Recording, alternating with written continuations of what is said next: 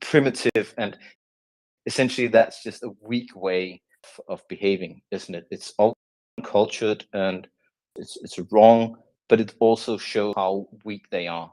If this is the stage they are on, what a weak sort of culture that they bring to the table. And I agree, and you don't see it just there. You see this in medicine, etc., with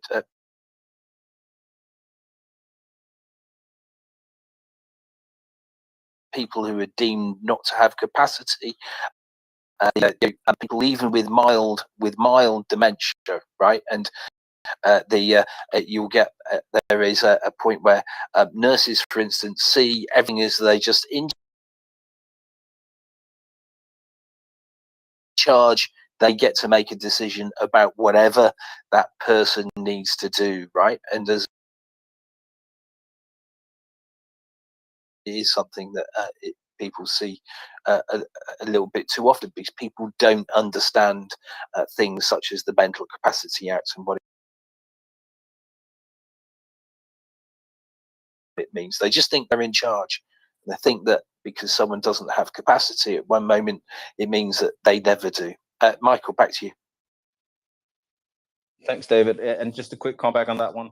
I used to conduct hostage survival training courses within the Danish Armed Forces, and our instructors would play the hostage takers with the explicit pedagogical aim or goal of teaching our soldiers, our troops, how to survive a hostage or a captivity situation. Yeah, but they would play roles and they would play enact being the hostage takers in a very sort of very controlled way. But we would typically go a day, at least 24 hours with these trainees.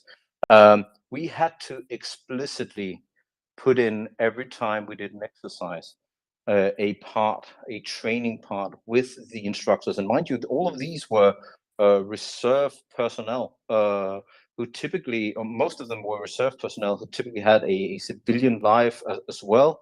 They had been psychologically screened. They had been trained and trained and trained.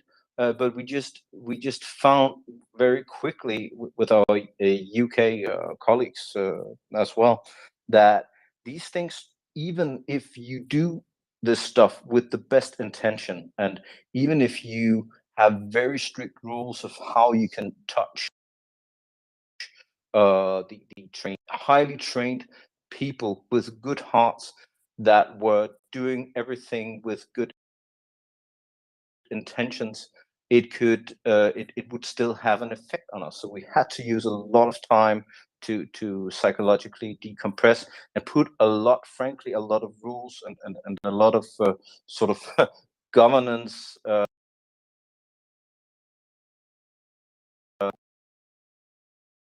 And it just goes to say that if you don't lead, and we know that the Russian armed forces are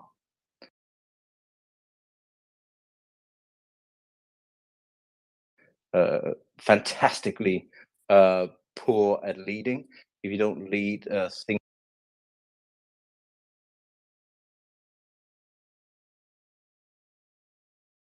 how poor and weak their culture.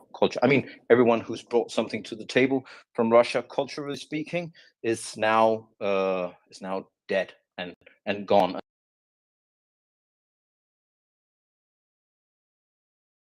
And the rest of it they stole from Ukraine. So strong leader, right? Someone said, no, this is not right. But what's happened is it happened in the same ways. Look, it's just like a wolf pack, it all gets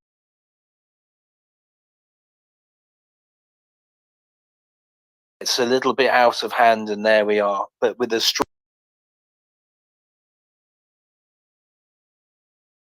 but then you're going to end up with problems that we see it all over. And as I said, look, I've seen it in hospitals.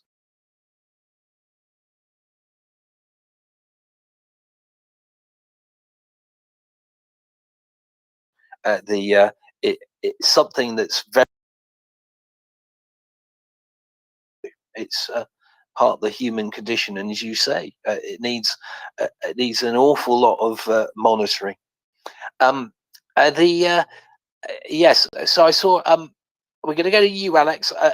G-Man, I saw you put your hand up. I haven't forgotten about you. And Jamie, I've tried to bring you up about 30 times. I haven't tried now because I think you cycled back down again, but I'll give it a try again. But Jamie, if you check your updates for Twitter, Alex, you had your hand up. Yeah, I did, but basically,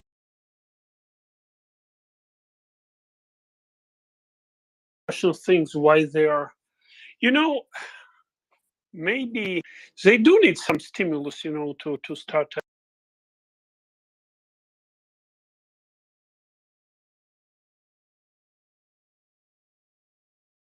acting, because eventually it will be. And I'm talking about Russians who live abroad.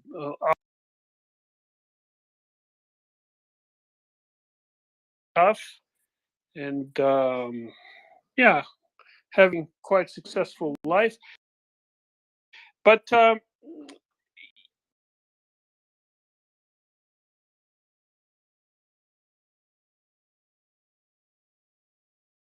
who live outside Russia, you would find them quite different. They will know their rights. You like actually more than they are entitled.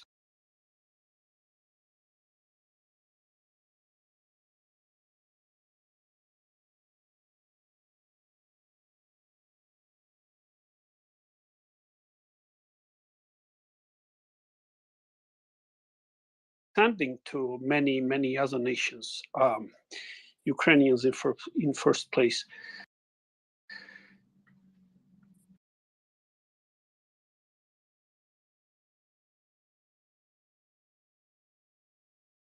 Ban them, for example, from Olympics, and they will say, sports, it's outside politics, even though they are all member of military.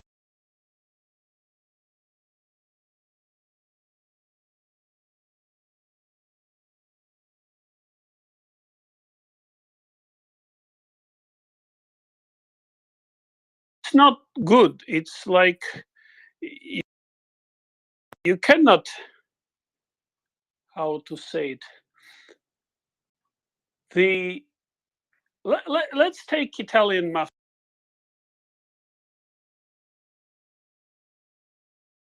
for example. The only way to win against mafia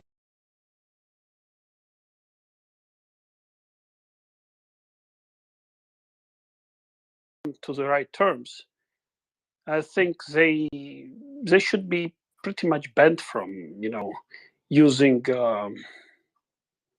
almost living here. I know they are. Yeah, this thing has to be thought through thoroughly, but I would not call. Also consider a lot of them are even today, like they live outside Russia, but they watch Russian TV, and they pretty much support this disgrace. Maybe not decapitating people, like, because these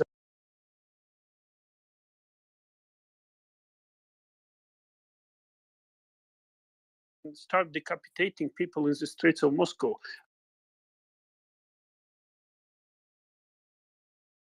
I guarantee you that. But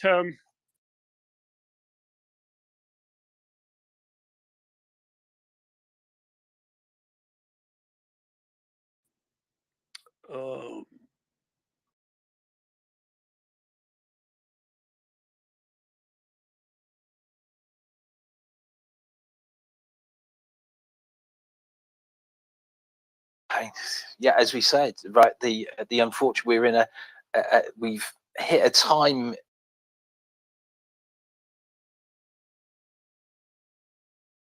to develop, right? Money is always involved in these things. I say always. Money and power, right? And we've allowed the naughty child bully to develop into a fully fledged adult.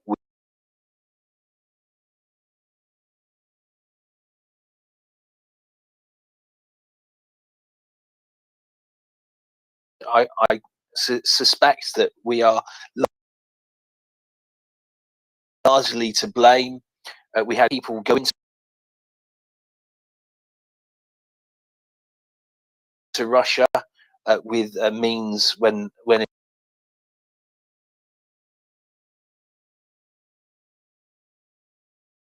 consequences, and we are now reaping this, right, for Ukraine and for the rest of the world, is because there's a bigger, right, who's watching all of this and seeing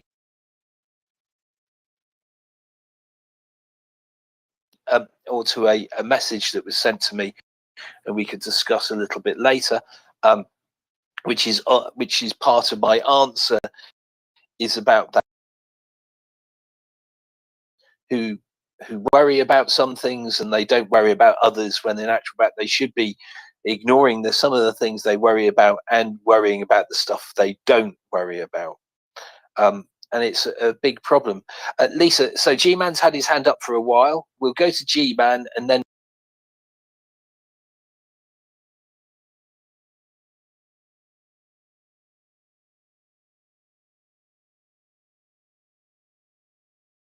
everything you're saying, and I've been listening to everything you're saying, and I've been listening for a while. For sure, I mean, vested interest is in money, is ultimately why we're in this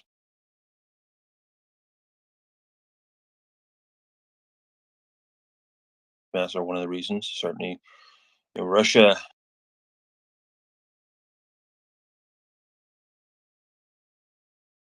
to bring those guys on side.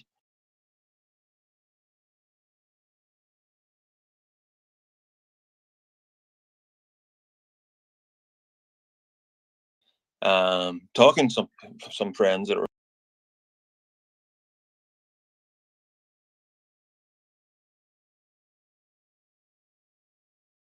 some of the outreaches with Russia, and seeing the sort of what their troops are like, and they definitely had this. Oh, actually, both Ukraine and Russia, to an extent, their militaries both had that Soviet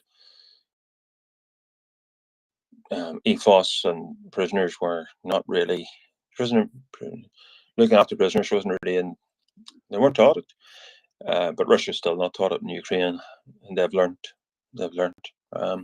But I was going to say, I'm not sure everybody knows, but there's on BBC, anybody in the UK, BBC 3 tonight. Well, it's actually an iPlayer now, for anybody who has iPlayer. Stacey Dooley has done a programme with the British Army, who have been training.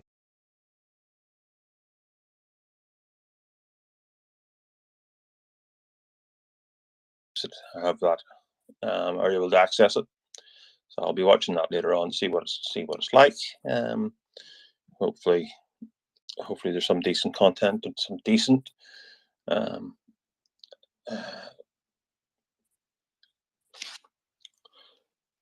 footage, and what have you, and some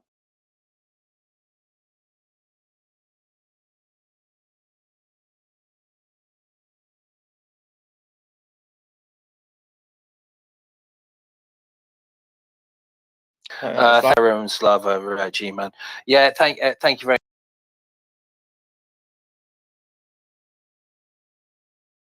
much.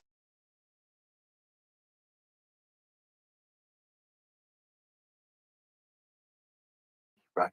Yeah. Absolutely. Right. Yeah.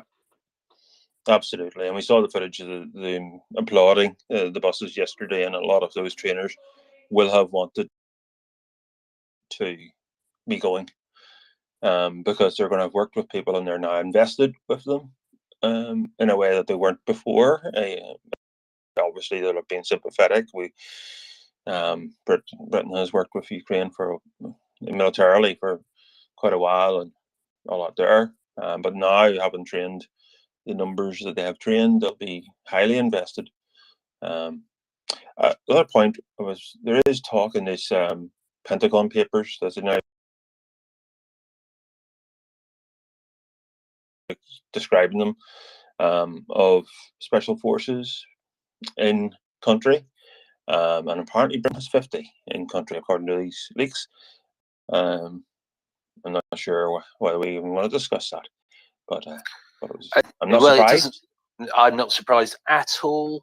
I'm not surprised one bit. Right? I don't know. I'm just making a guess.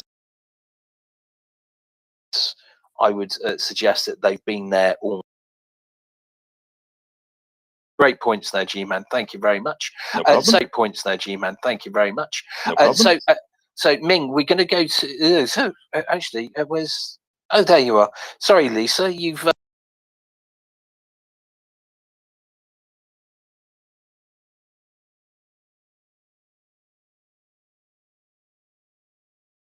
You've run away. You haven't. But give me a second. I'm going to make a couple of comments because I've had a couple of DMs. So, Lewis, thank you.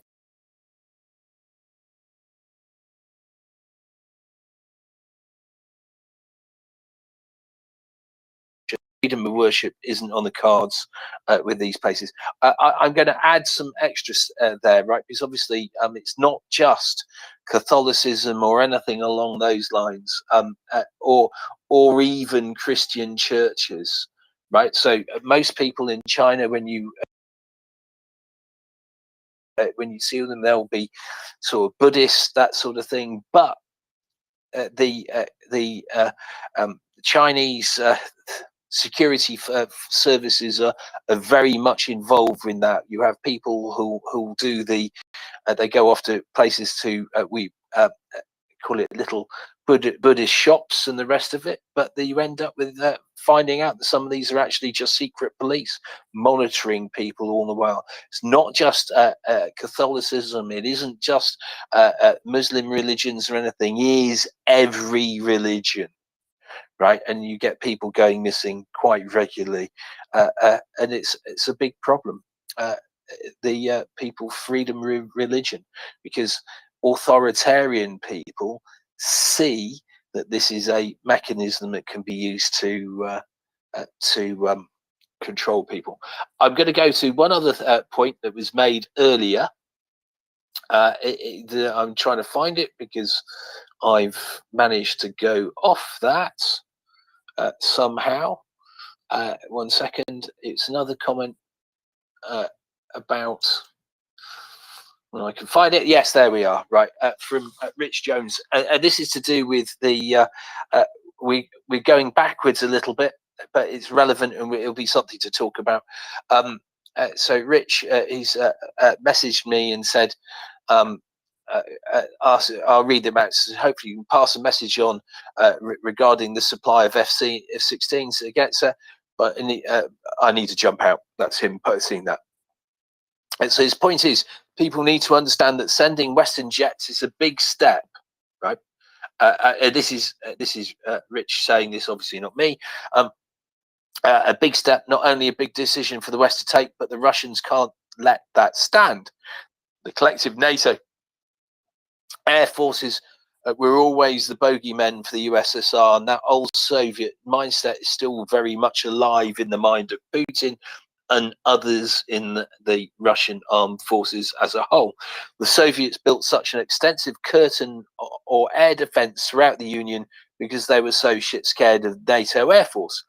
Because despite it being the main delivery system of the collective nuclear deterrent, at the time, they knew it was the easiest, quickest, and best way that NATO could do a lot of damage to Russia.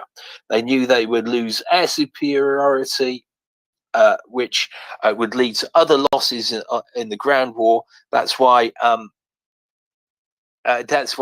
yes, Mr. Rust landed a Cessna in Red Square in the 80s. tanks, etc. is one thing. Sending jets such as F-16s, Gripen, Mirage is a big step on the Russians. One that the Russians could not just roll over and take like they have others. It would be a big turning point if we sent Western jets. Things could turn very nasty very quickly. The point.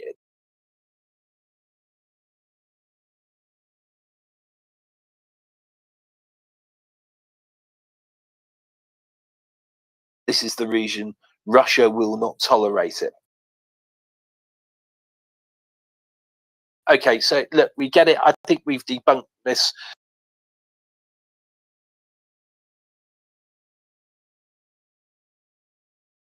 Quite a bit. We understand that Russia doesn't like it. Their airplanes, etc. To do right now, we're going to get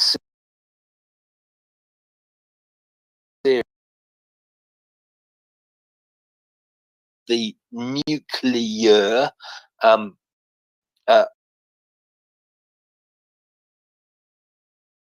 really. Russia is so broken at the moment, then there is little they can do. In fact, they would only have to take it lying down, because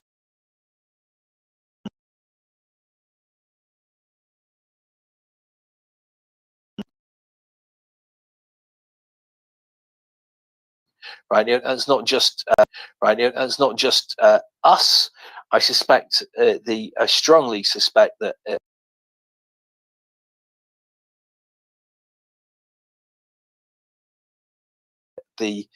their only other option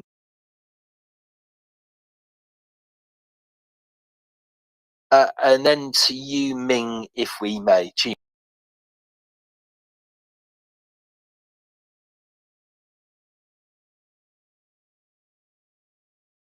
Question as you were reading it out, and I was going, oh, not this old one again. And I understand that people have a genuine.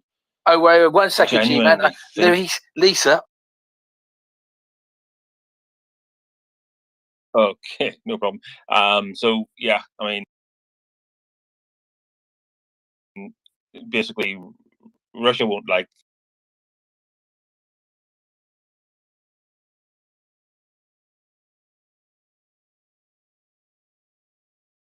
aircraft going, and they didn't like tanks. What they're doing now. So if they don't like it,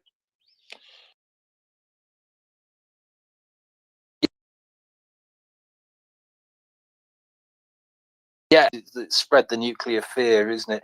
And I'm not, but it is what the Russians have tried to do. But it's just part of it's broken. For me, I just go. The thing is that right. So it's another weapon, right? It's another big thing, big scary thing. But the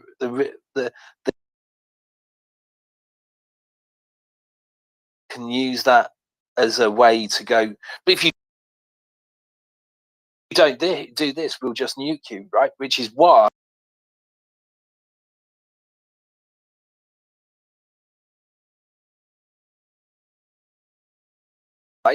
right? People turn around.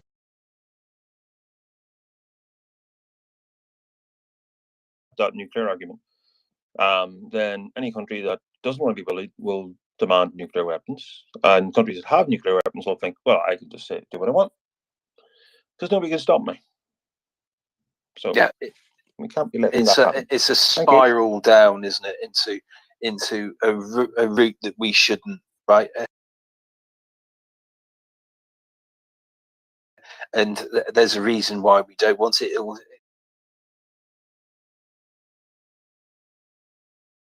Russia would be very, very dead, and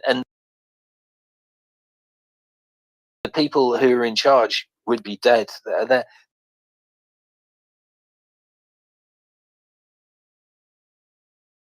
They may be psychopaths,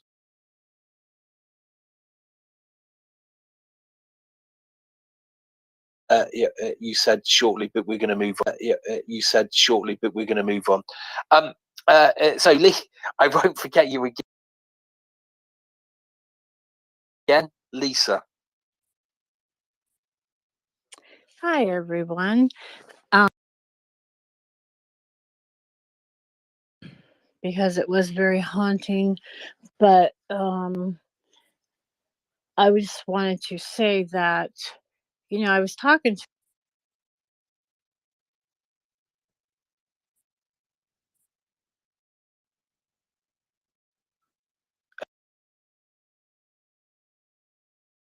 Have you lost your mic there, Lisa?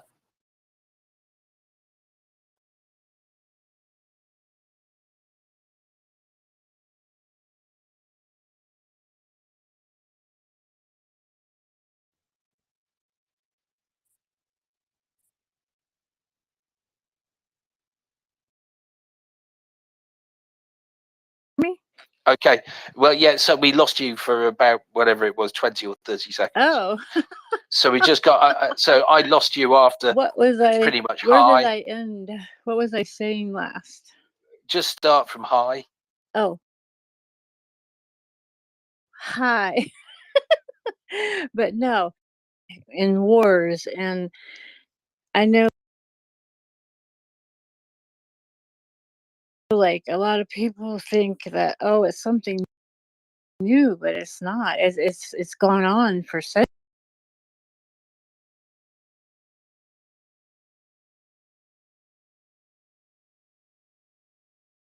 The only thing they really can threaten us with, which is with the nuclear stuff, and I don't I really don't think about that, but it is a fragile situation that you have to do everything kind of step by step and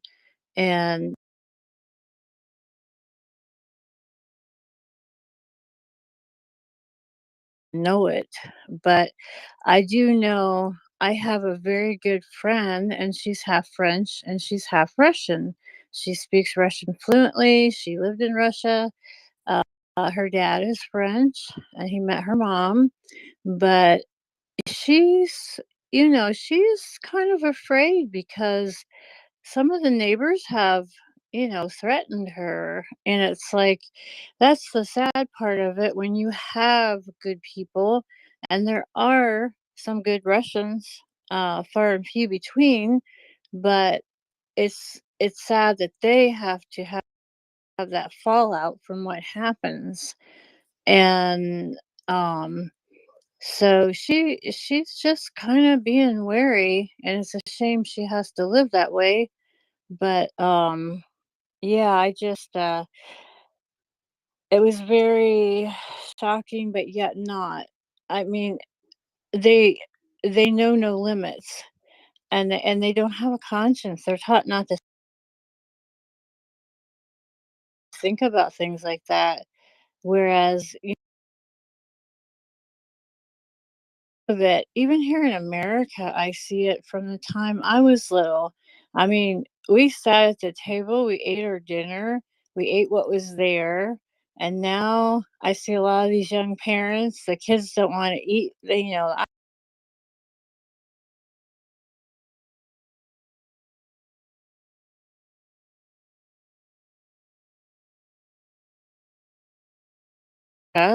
But we're having a lot of issues going on and a lot of disruption.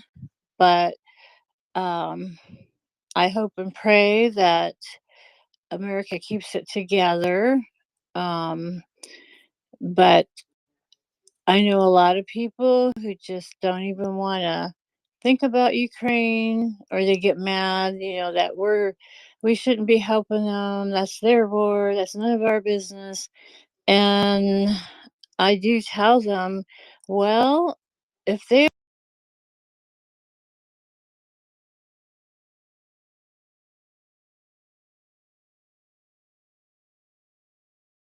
then they can start coming down the United States. So then they can start coming down the United States. So to be stopped. And they kind of look at that they don't think into the deeper parts of things. So I'll stop right there. But thank you very much. And it's good to see you all. Yeah, it's good to see you, Lisa. Yeah, there's something I meant to say when we were talking about the Russian soldiers and the abuses that happened there. The thing to remember, there are extraordinarily high levels of abuse within Russian society. Childhood abuse, spousal abuse. Abuse is something that is they don't.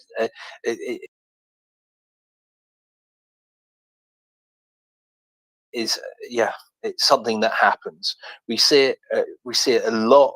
The videos that come teach their toddlers, etc. So it's that process. It starts at a very early age. They join the army or go to the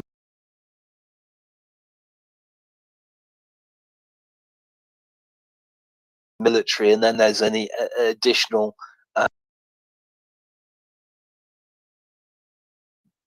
containing them is the way forward. Right, okay.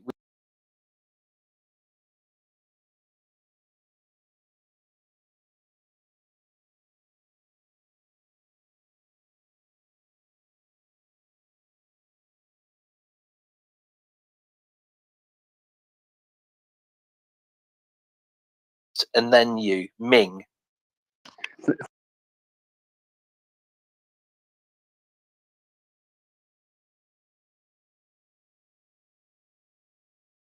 Republic of Ireland. You just have a VPN and you set your VPN to UK and you can get into the UK, into the BBC iPlayer that way. Second thing, just a little interesting nugget, again, related to what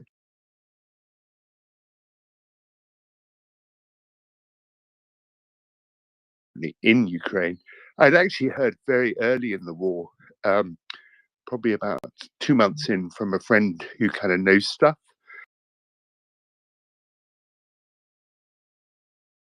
That about the French guys who are there, and apparently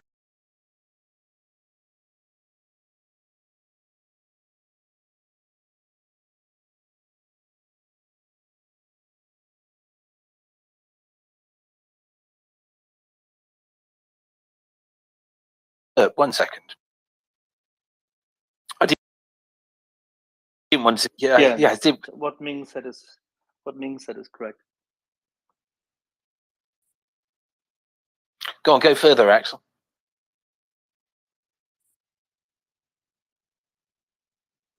What he said is factually correct, and this has been also noted here once very briefly in early April last year. So correct, but it's not an issue. No. Jamie, to you. I totally forgot what I was going to say by now, but probably something about the Red Cross, and it wouldn't have been nice. Yeah, where are they? They can, in 1942, they can get fooled in Germany into going into Theresienstadt and seeing the song and dance they put on there, but they can't put on their big boy pants and at least take a field trip to the Russian and see what's going on. Hello. No, we're listening, Jamie. Keep going. No, I'm just saying hello, Red Cross. What are you doing? Right. Or even the Red Crescent. If there are Muslim troops too. I think the Red Crescent has been much more effective than the Red. How to get them to realize that I mean, if they went into a concentration camp where Jews were like actively dying and saw the like fake presentations that the Germans were putting on for them back then, and they were mobilized to do something, this is a genocide, and they're just standing around schultzing. I don't know. So I think historically, though, and this is part of the problem, is that the Red Cross did know about the death camps during Second World War, didn't they? I think. I don't know enough about the subject. This would be something I should get Joe or someone else to talk about. But I think they did know, and there's certainly been accusations that they were complicit in some way, and. Yeah, I mean, who knows what's happening? Some of the really big charities have clearly lost their way in what they're doing and what their mission is, and it's because they see their mission as getting more money because they could do more stuff, right? But part of the problem is that by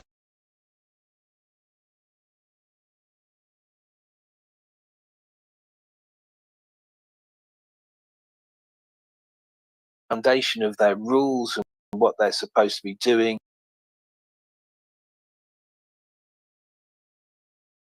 they are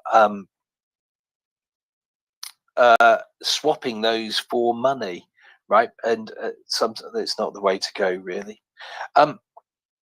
Yeah.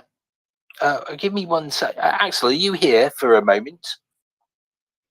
Of course, I was about to ask Colonel Jeff as to how his interview went. Oh, job interview.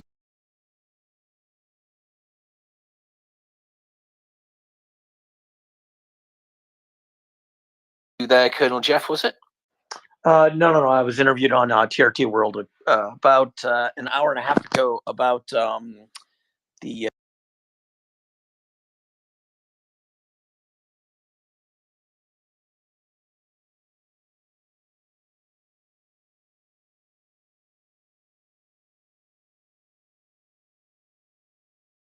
Wagner as a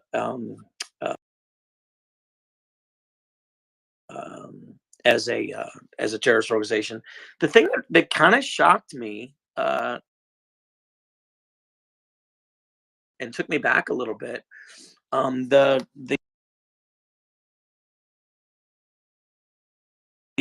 interviewer, Michelle, who is a very nice lady, but she kind of alluded to that since, you know, such shenanigans, and she didn't say that word obviously, because it's not a shenanigan, it's horrific shenanigans, and she didn't say that word obviously because it's not a shenanigan, it's a horrific event, but such things are more possible in such scenarios, and I explained the whole point. I'm like, a Russian soldier won't, you know, the Russian soldier is afraid of his leadership more than he's afraid of the enemy. That's the way that they're trained, whether they're a conscript or they're not.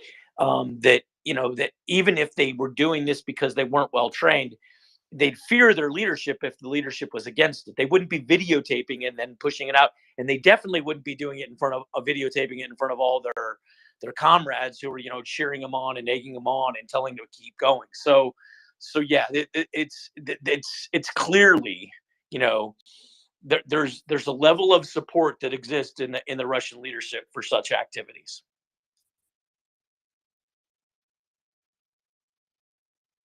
So you didn't have, given the shortness or brevity of this, did not really.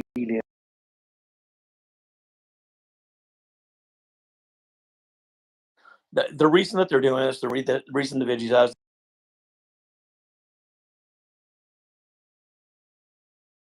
it's the same reason that Nick Berg was beheaded. It's the same reason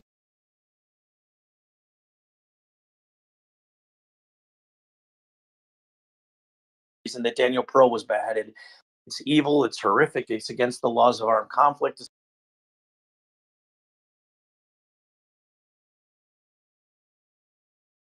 against the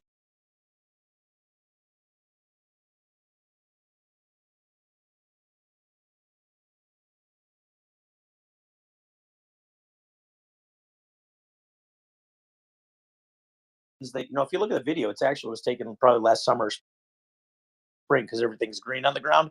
It's ironic.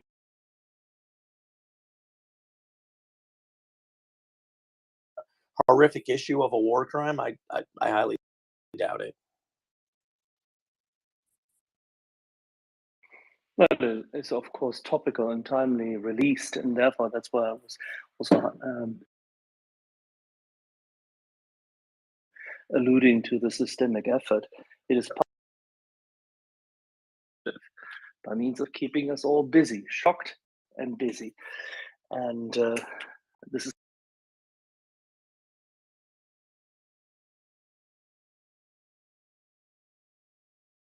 something which has less of an impact on the Ukrainian troops, I would posit.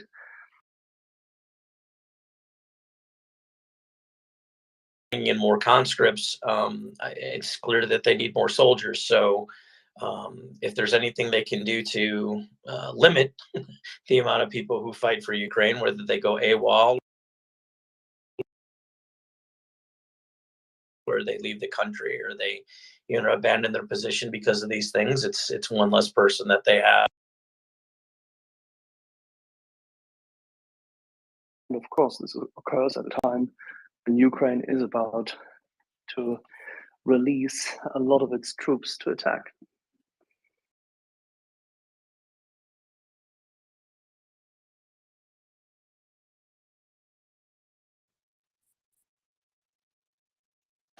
Yeah.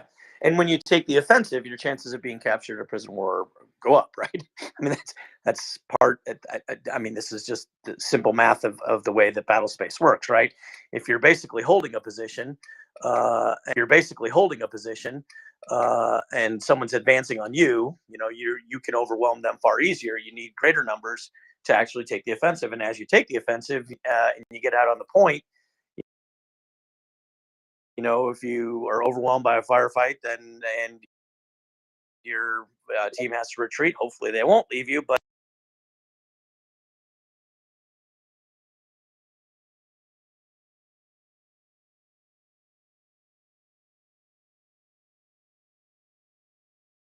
You have time, it's easy to catch. I'm quite sure it doesn't cost you more than a dime. Have a read of With the Old Breed. The environment the US Marine Corps found itself during the island hopping campaign was as evil as this.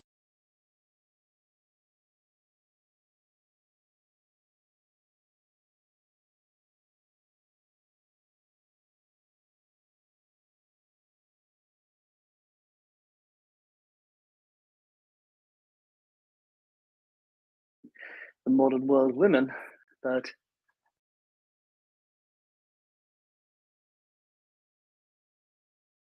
takes men like these to deal with this issue.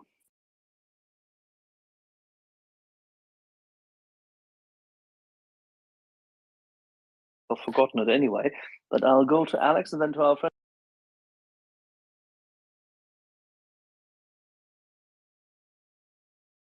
Nick. Thank you, Axel. With regards to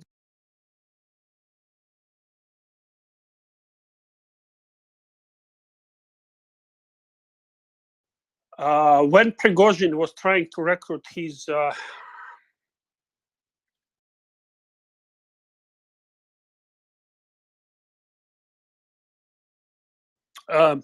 new wave among criminals, it was crime. It was clear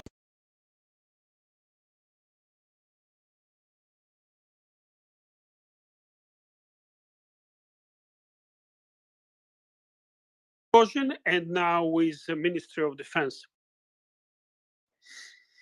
Second, there are a new conscripts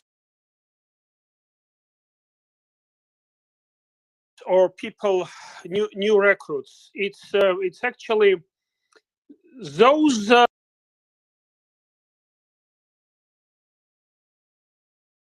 seeds of cruelty are sitting within Russia already. There is a fascist group, like openly fascist,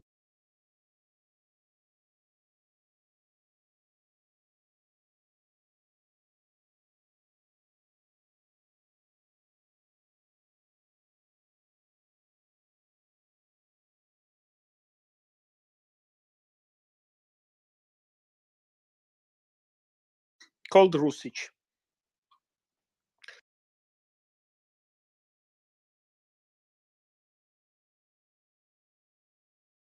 As for conscripts, they are just, I'm sure they just terror to go on attack.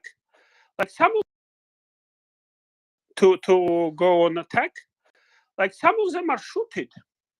Some of them are shot.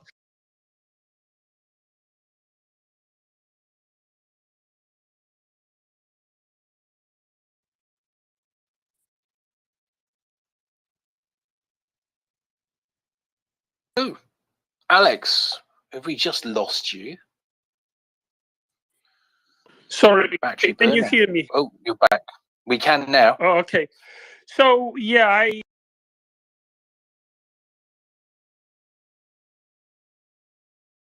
I was stopped when I was talking about this fascist organization Rusich, which is part of Russia. I don't know what they're preparing themselves for, but they do try to be in those areas and kind of demonstrate their so-called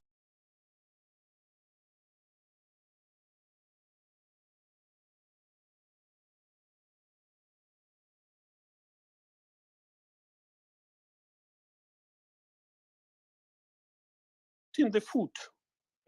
And commanders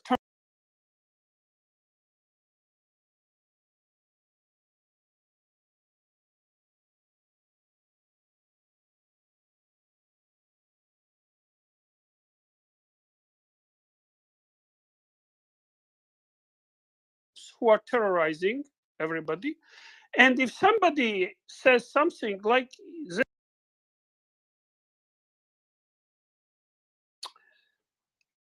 paramedics combat or medic, respectively, no, paramedic, combat medical yeah, nurses, combat they've medical done 2 or 3. nurses, they are forced into prostitution.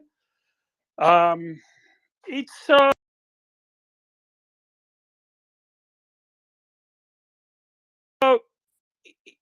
it's not an organization anymore, like Russian military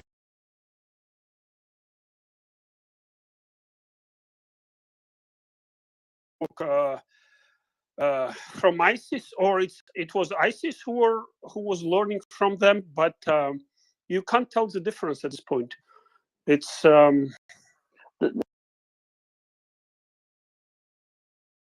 They've done it for hundreds of years. Yeah.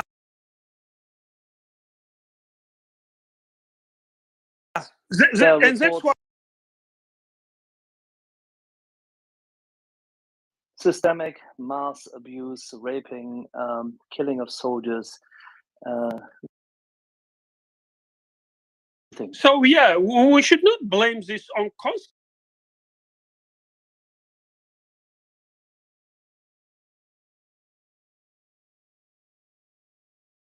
conscripts who like did not have enough training. I mean, come on, this is as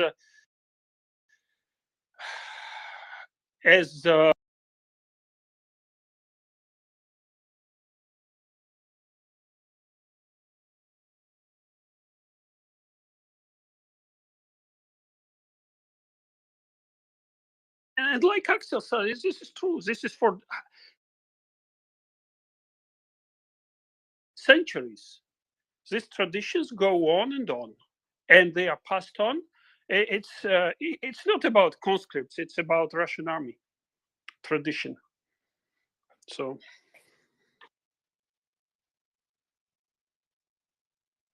Let's go, and thank you very much for this, Alex. Very well put. Let's go to Nick, and I'm going to try to get Colonel Jeff back up. Yeah, I actually put my hand up just to ask Colonel Jeff what network that was on, but maybe someone remembers. I didn't hear the name of the network. TRT International. It's the Turkish, so the Turkish. How should I put this? Turkish language news channel. I'm not quite sure whether they're actually domiciled in Constantinople or whether they're actually UAE domiciled. I don't remember by heart, but I'm sure Jeff can tell you in a second when he's back up. I'll go look for it. I just have the issue that I need to walk back to the main West Wing here to get to the host phone to slide him up. 1 second, hold on. Right here, because I can hardly cycle anyone up at the moment. Jeff, can you hear us? Loud and clear. Okay, sorry.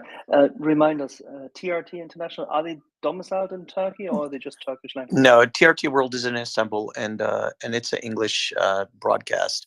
I've been on it a couple times actually. Sorry, English language. Sorry, yeah. Turkish organized English language. I apologize. I'm sorry. Yeah, no, that's okay. And then, I mean, you can actually Google or actually go on YouTube, and you can find the other ones. I'm usually there a correspondent that talks about what's going on in Ukraine, and they called quickly and wanted to talk about the issue with the videos. I think we even have them here in our program package. I just haven't gotten around to actually starting this television up since the last year. It's okay. Do you know which channel it was? Because they have kind of TRT1 and TRT Sport and TRT. Yeah, it's TRT World. TRT World. TRT World. I presume. Was it live or was it? Well, I presume Nick, it's like. You don't hear it. Yeah, it was live. You don't hear it. It was live when he answers. Okay, I did actually. So I think it's okay. So it's a bit like, but it'll probably be like CNN. I presume they'll rerun it. I'll go and have a look. Yeah, they'll rerun it, and then the gal that I work with there, Saida, she's really awesome, and she'll usually find my segment, cut it into a YouTube, and put it up. So when I get the link, I'll share it with everybody. I'll share it with everybody that's still following me. I'm bleeding followers like a champion today. It's like someone cut my jugular. What? Yeah, I'm bleeding them, man. They hate me. I lost my love. My love. Come on. What happened to your mojo? What's going on?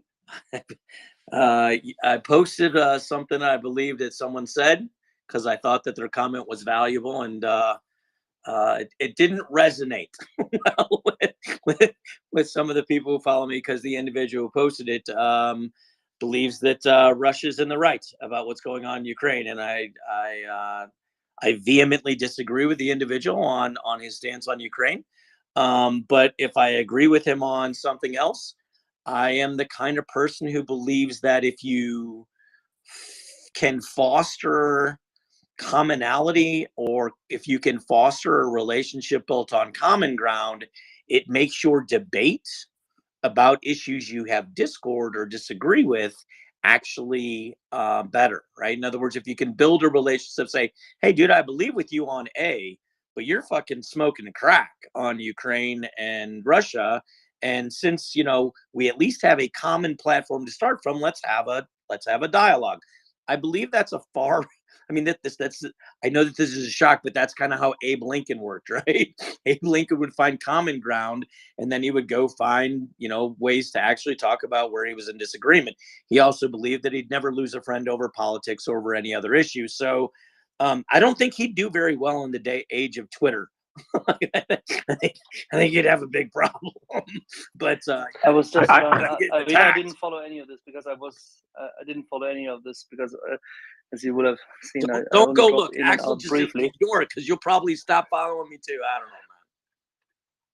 Why would I have to unfollow? I know you. Why would I unfollow you? Because I disagree with you on probably something. I don't know, man. I'm just saying. It's crazy. Everyone's I can. Yeah, they're abandoning the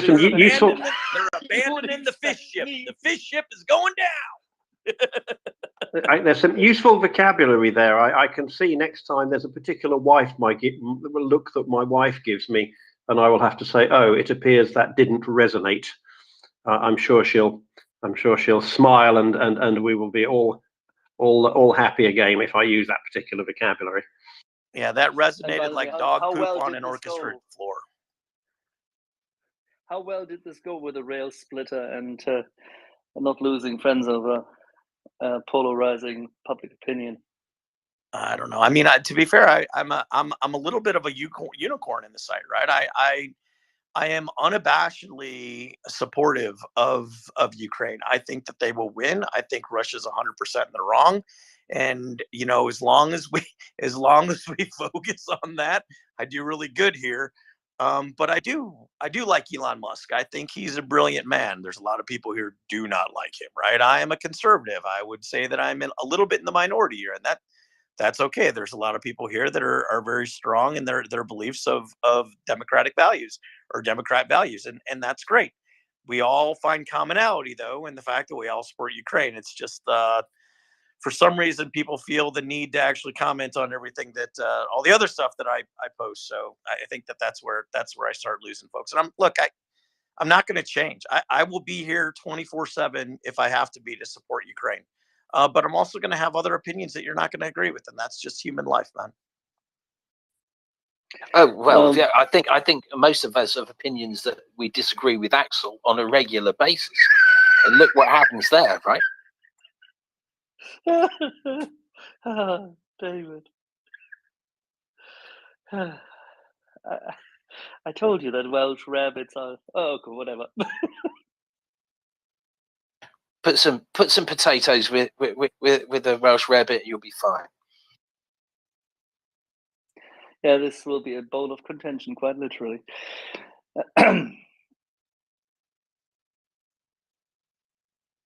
I think, by the way, the topic of Mr. Musk we should probably put aside anyway for many good reasons. One reason being that just because someone is, and that's where I would leave it. And I'll give you my take, and that's the end of my contribution to this matter. I tend to believe that Mr. Musk has an issue that he projects from his entrepreneurialism and from his success he has managed to generate in the business world, that he can solve every and any problem.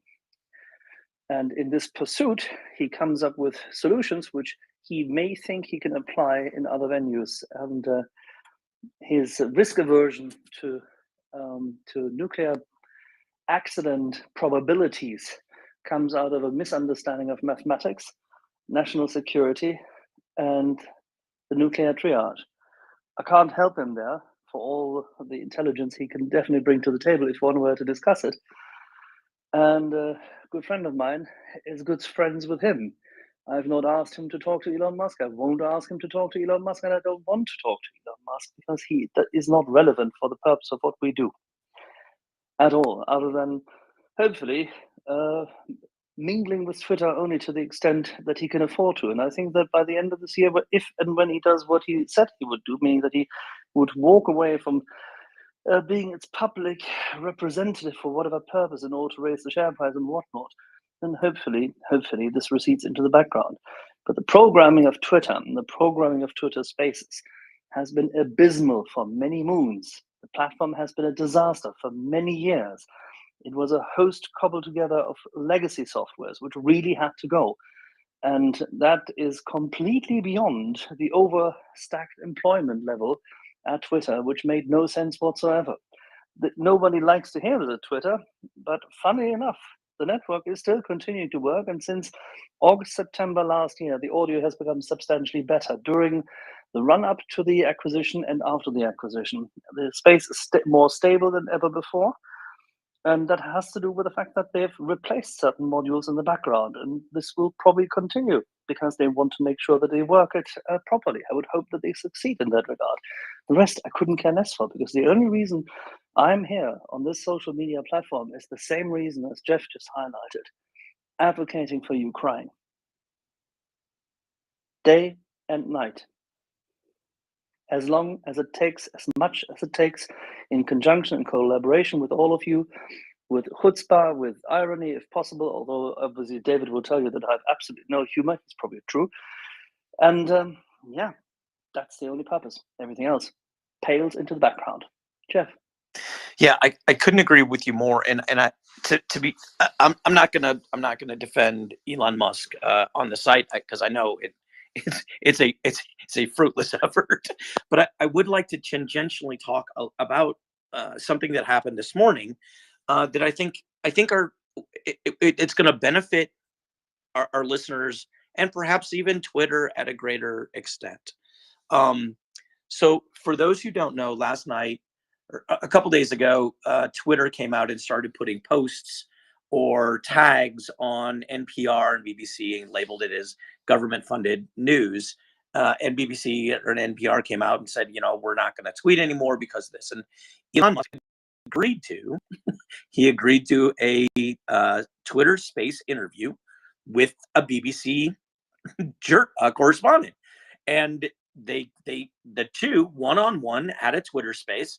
There were tens of thousands of people listening. You can go listen to it. There's actually a video of it too. They took a video of it. And the BBC guys said, well, ever since you took over, and I'm not joking because it's actually really funny. Said ever since you took over, my Twitter is really, really full of hate speech. And Elon Musk said, can you give me an example? And the BBC guy, and probably the worst guy to actually, because he was completely unprepared, he said, I haven't really looked at my Twitter for like the last 3 or 4 months because I just don't look at it. He's like, well, wait a minute. How do you know it's still full of hate speech if you haven't looked at it? You literally just lied to me. Like Elon Musk called him out as a liar. Now, that the interview went poorly after that. It is what it is.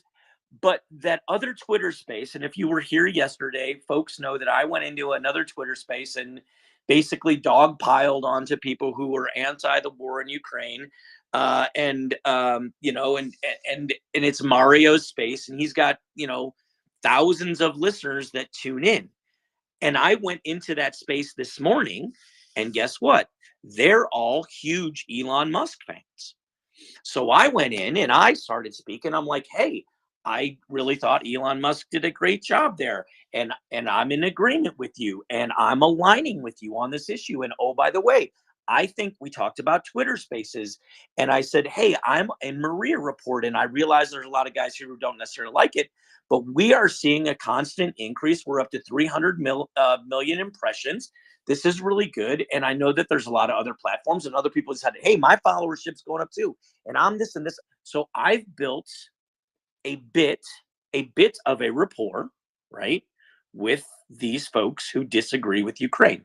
Why is that important? Because the next time Mario hosts an event, hosts another discussion where we talk about the Ukraine war, I've disarmed those guys from attacking me personally, right? I've taken away their ability to go, you're full of shit and you're an idiot.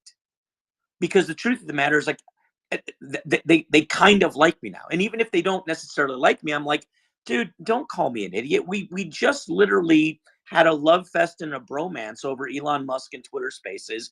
And now because we have a disagreement about Ukraine, you want to call me an idiot? Look, you can have your opinion and I can have mine, and I can debate the merits of the issue.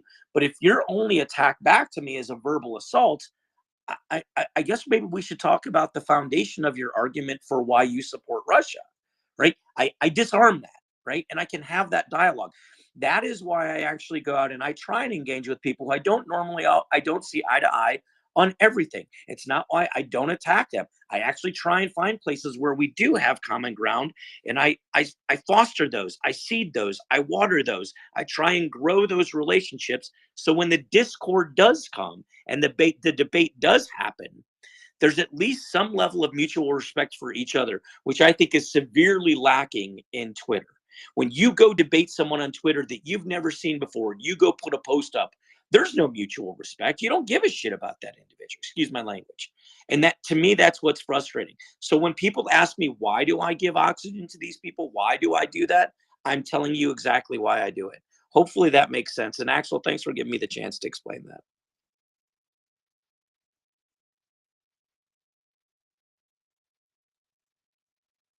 It's funny.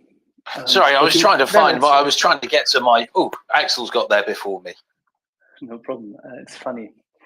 What Jeff just expressed is good old school normal behavior. I think you will remember that people like Rich Daniels or Tim Pawlenty would have argued this and go in a different era. You would have found that Tip O'Neill and Ronald Reagan, despite the fact that they could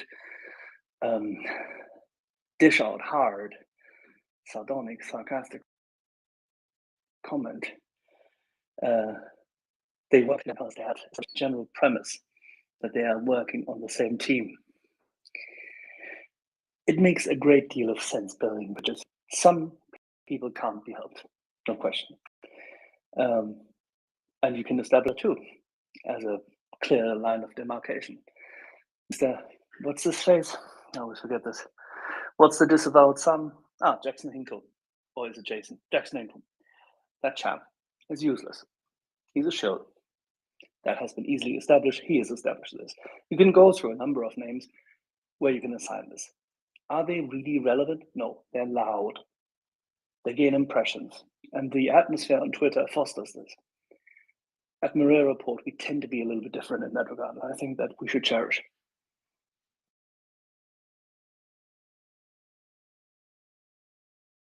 We know that we all know that you don't. We know that we all know that you don't.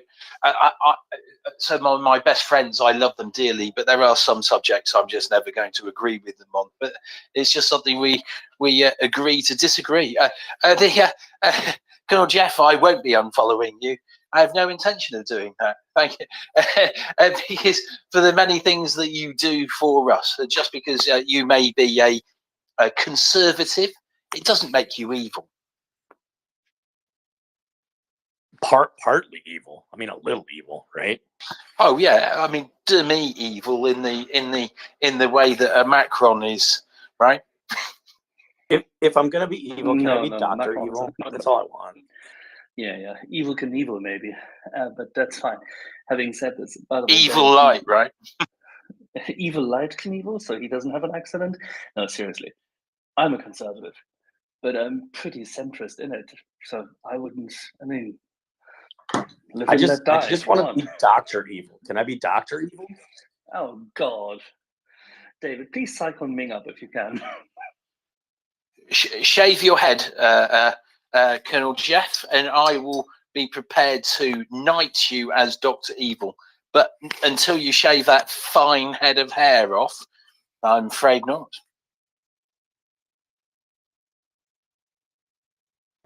You just don't want to lose your crown as the unofficial Dr. Evil of the space, David. Yes, exactly. You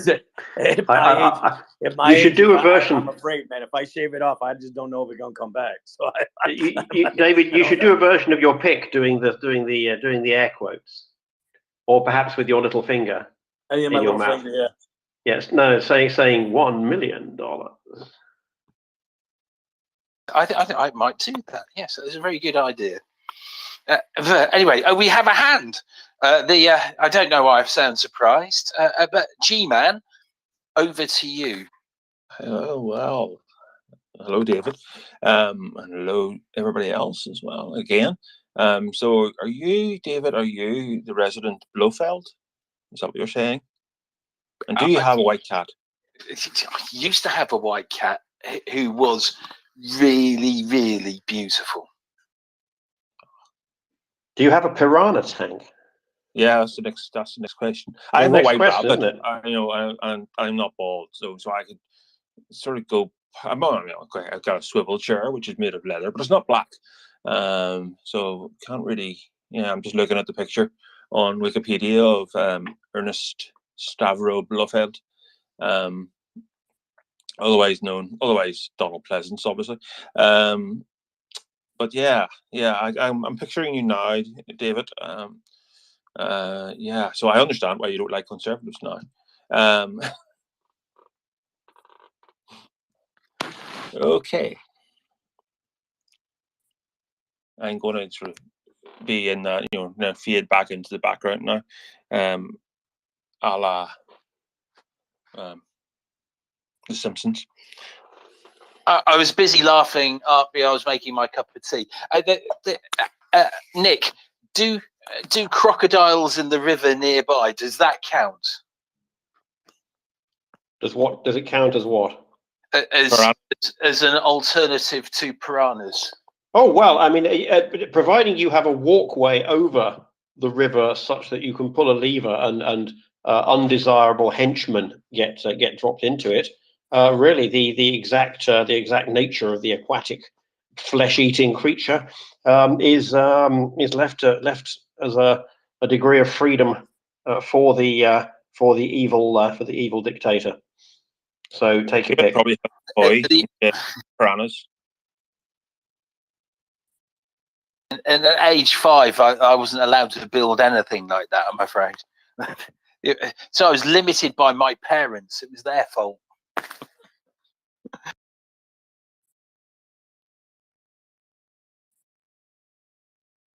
So Philip Larkin was correct, was he not? Remind me. They fuck you up, your mum and dad. Oh yes, yes, yes they do. I bet. I mean, was that Larkin? I'm pretty certain that's pretty much what Freud said, though, isn't it? Just said it differently. I don't think. I think he did it without the up. Yeah, no, exactly right. But he basically said exactly the same thing, but just in a slightly different way. So I've always thought that Larkin has stolen Freud's work there. Although, can you really call Freud's work? There we are, right?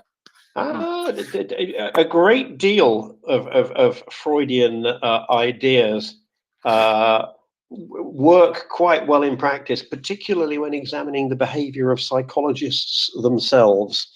But they, I think that's probably why psychologists try to downplay Freud. They find him rather too close to home. For the average citizen, probably not so much. Could it just be projection?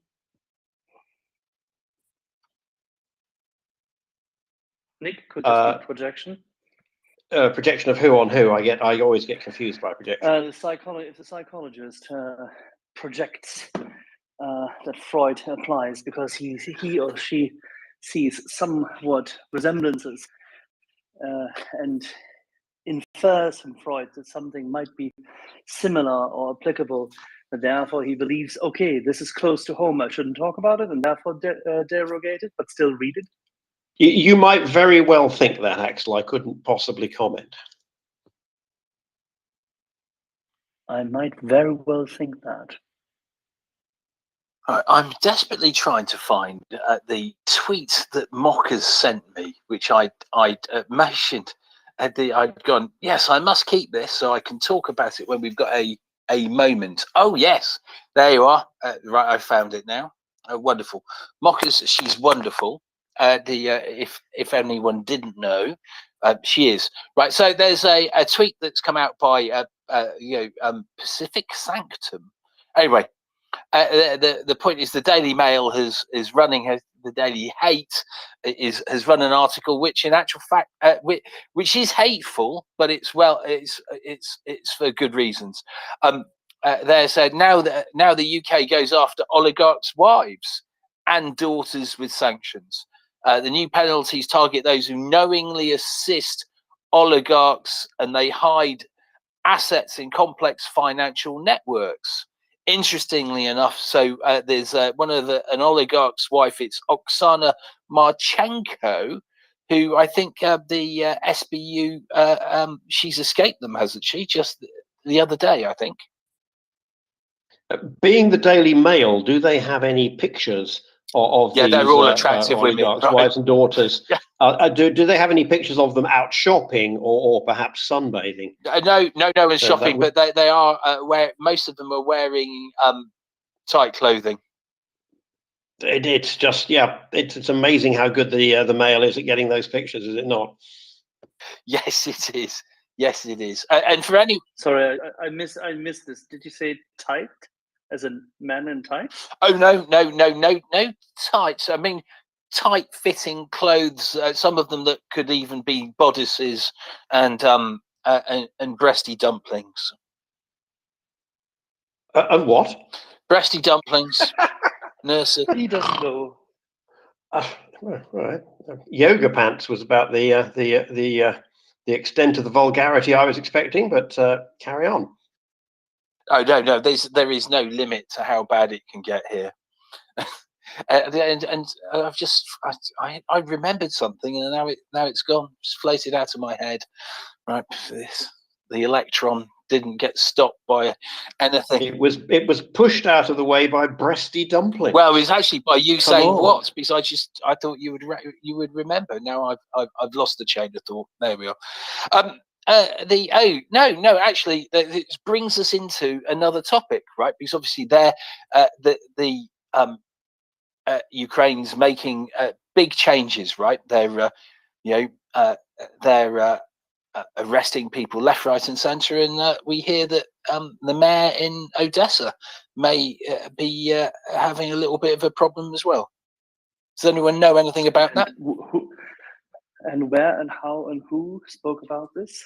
Sorry, who spoke about that? Where before? I saw a picture, which is why I said. Which is why I said. Does anyone know anything about this? Yeah, no. Olga discussed this with us last year in April about the mayor of Odessa. Actually, no, in March, late March already, right at the beginning, and spoke about the fact that the military administration, having taken over Odessa, had therefore sidelined the existing mayor, who had to play ball and remain as, shall we say, supportive, steadfast, and hopefully non-intrusive. But evidently, at some point in time, he couldn't hold on to that horse, and he continued on the same path on which he had been effectively working on for many years before. And as a friend of the space, Alexei Goncharenko, would be able to say, that mayor is quite something.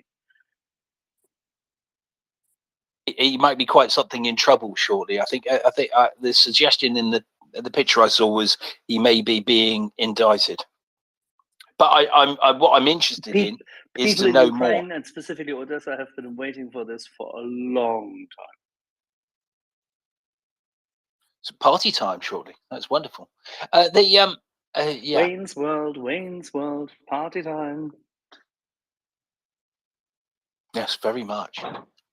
Did you see that clip that someone was circulating last week, and it was Trump going, "I'm so indicted," to the tune of "I'm so excited"? That was quite clever.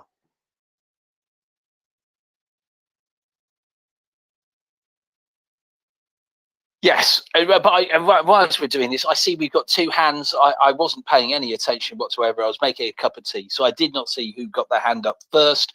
I'm going to go to Ming and then Chris. So thanks, David. So just to go back to what. Don't say no to me, Ming. So thanks, David. I was just following up on what Colonel Jeff was saying, but it looks like we've lost him. Personally, I'm pretty right wing. I feel no shame in admitting that. Axel, for instance, is obviously pretty right wing, and but if you put me in a, what do you mean right wing? What? How right are you, Axel? I'd say call it center right. Ronald Reagan and I would probably have a beer. Yeah, that's exactly where I am too. So if you put me in a UK context, I'd be a conservative. If you put me in today's Republican Party, I'd probably be a right-wing Democrat, something like that. But my point here is really, these kind of political disagreements in the context of what we're all trying to achieve here don't really matter an awful lot. I mean, for instance, take someone like Sarah Ashton Cirillo, right? There's one thing in the current context that I disagree with her on, and that's because she supports Julian Assange, right? But everything else she does cannot be criticized in any way. So I'm not going to go and lay into Sarah because she supports Julian Assange. I don't care. Right? It's simply not important enough in the bigger scheme of things. And then, we have a friend of the space, what's his name, Randy Mott, And I think Randy is fantastic because he comes out with these fantastic threads about why Republicans should support Ukraine. And it's all really carefully thought through and researched. And he totally fisks everything, the really noisy, thankfully minority part of the Republican Party say these days. So I'm up there. I'm going to, try and amplify these voices as much as I can, and I'm not going to apologize for it. Sure, there's things we're going to disagree with, David. I mean, you're up there. You're saying not a conservative. I don't care. You're on the right side of history, and that's all I care about. Well, and thank you very much, Bing. I don't have a problem. I used to be pretty much where you are in your politics. The B word has just changed me irrevocably. I think I see things slightly differently, but guess what? I'm getting a bit older, aren't I? And I agree. I think Randy is absolutely brilliant. I have seen him make comments on climate science, though, and I have. So normally I wouldn't refrain from answering that, but it achieves nothing by me attacking that component of it, right? He's not right, by the way, on his beliefs about climate, but I think the science is pretty clear on that now. But he's utterly brilliant in breaking down those arguments, and it isn't, as we call in the UK, a hill to die on, is it, Ming? Absolutely right. Just as, whether it's absolutely pointless me arguing with Sarah about Assange, because you can't get more out there in support of Ukraine than Sarah Ashton-Cirillo. Yeah. Well, it certainly is not, as my friend Ferlain would say, it is not productive. No, it's not. I mean, and so the extreme one is I do remember someone saying this. Oh, I can't get on with someone. They listen to Simply Red, right? Pineapple on pizza, anyone? Yeah, no, pineapple. You cannot. Seriously, nobody, absolutely nobody, should have expected No Hit Mick to ever have a hit. Yes, exactly. Exactly. Anyway, listen, Chris, you've been waiting very patiently. We're going to go to you now.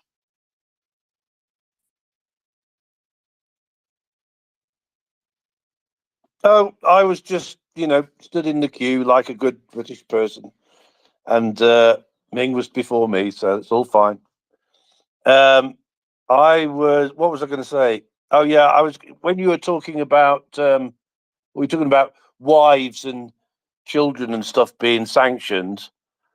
It made me smile because I can't remember, it was probably the middle of the night now, talking about, like, basically you control tracking in close to real time how the Russians were trying to evade the sanctions by passing ownership of their companies to wives, daughters, sons, cousins, brothers, etc. But unfortunately for them, it gets tracked pretty quickly.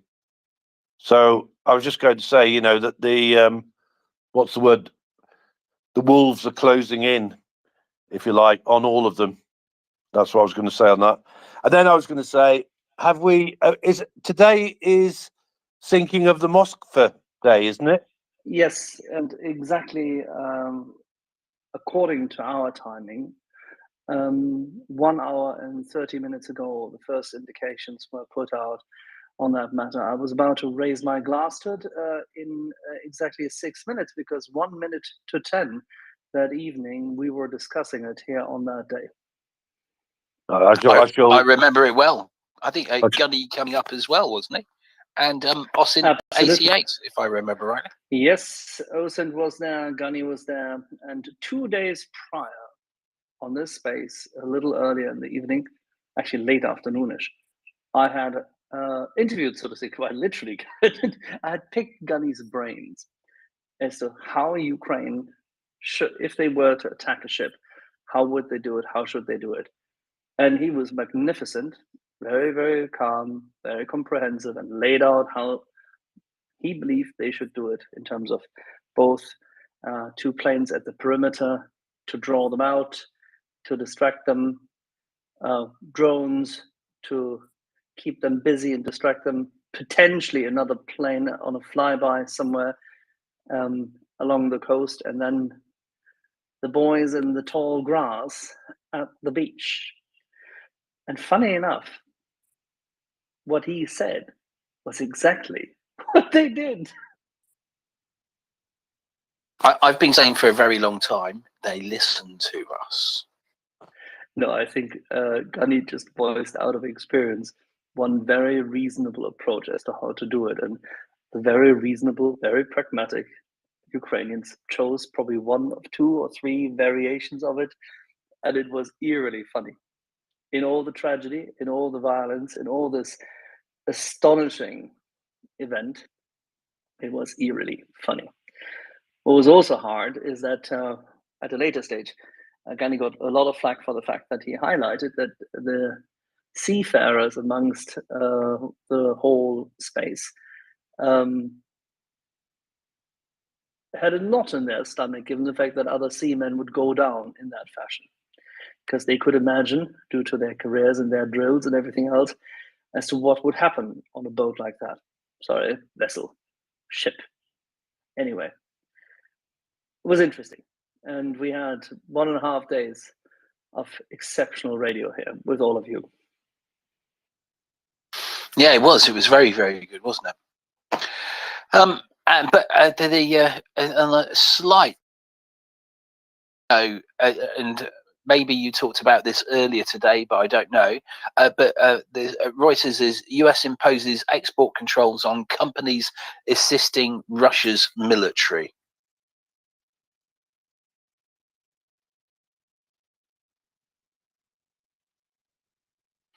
No? Okay. Chris, what do you know?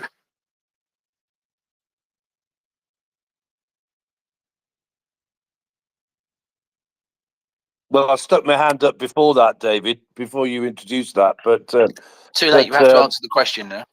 Yeah, well, I guess that. Yeah, I guess that. Well, all I can say is it sounds like, you know, stuff to be tracked again, doesn't it? Yeah. What this is us basically tracking down what companies that are supplying arms. Did you say, or did I miss that? It imposes controls on companies assisting Russia's military. I don't have a subscription to Reuters, so I can't see any more. No, but it's all the same deal, isn't it? You see, this is, you know, it's quite fascinating, David, you know, because it allows me to mention you control yet again, right? This is what we need to do, right? Basically track all of these people and that in near to real time and that, yeah. And then who was it? Somebody contacted me the other day about the Whistleblowers Act and all the rest of it, where you know, if you can dob somebody in and get them successfully prosecuted in America, you can 10% of what the fine is. Yeah, that's the one, mate. That is the one. Yeah. Does it make you feel like moving to America? Well, if I knew someone who's committing a very big fine, you know, crime, I might. But it is obviously sometimes why things go horribly wrong, isn't it? Because they do have in the United States where the enforcement agency will get the proceeds as well, right? So sometimes they do things that maybe they shouldn't, right? In an attempt just to grab someone's money. Because it incentivizes organizations to maybe break the law or overstep what the boundaries are for what they should be doing. But yeah, it's a fine line, isn't it, right? Well, we wouldn't be surprised if it's not abused on the odd occasion, would we? No, we wouldn't be surprised at all about that. Yeah, I see. No, keep going. No. You know, but nevertheless, you know, I think it's nice to have that incentive there. And of course, even when we're in the UK, no, we can't actually get the money. But you know, if we can create the link with America, then the whistleblowers system is quite, what should we say, well oiled or something like that, shall we, over there. So the problem with the whistleblowers thing that we have in the UK is that the politicians will be desperately worried, right? At the moment, we are doing the anti-whistleblowers. The Conservatives are, in actual fact, screaming about how dreadful the whistleblowers are. And if you go to, excuse me, the NHS, for instance, where you would think that an organisation like that would want to know about whistleblowers, but that isn't the case at all. Whistleblowers are often sacked and treated like pariahs, when in actual fact they're doing this for the benefit of the organisation. But yeah, I can add a little bit more about the companies though. I've noticed because there's a little bit greyed out area I can read. So it's I'll go back. The U.S. Commerce Department said on Wednesday it is imposing export controls on more than 24 companies in China, Turkey, and other countries for supporting Russia's military and defense industries, right? But here's the thing. Does that might mean they might get export controls on Orchan because they are selling directly to the Russian soldiers? That would be aiding and supporting Russia's military. see, I'm quite positive about this, David, right? You know, it seems to me like there are people watching this, aren't there? You know, investigating this and looking for people that are breaking the sanctions and all the rest of it. Otherwise, we wouldn't be getting this news, would we? If nobody was bothering. No, it's good. I think we just think it should have gone faster, and it should go a little bit, it'd be short, a bit more extensive, right? But Peter has written. This is his guidance, isn't it? That he's written the article about, which is what we should be doing. Secondary sanctions. So to stop people from evading these, one set of sanctions by doing something else. To stop countries like Turkey from just going, oh yeah, look, we'll just buy it and then we'll sell it on as a middleman for a big profit. Yeah, I have actually passed that report into U-Control. I mean, I don't know where it's gone, but hopefully it's being studied, and that is a very timely report for them, actually. And importantly, and this is the thing, right? Everything we talk about here, especially along these lines, will be important for how to deal with China. And we got to remember, every day, China is watching what we aren't doing, right? So these things are very, very important. Get the template right.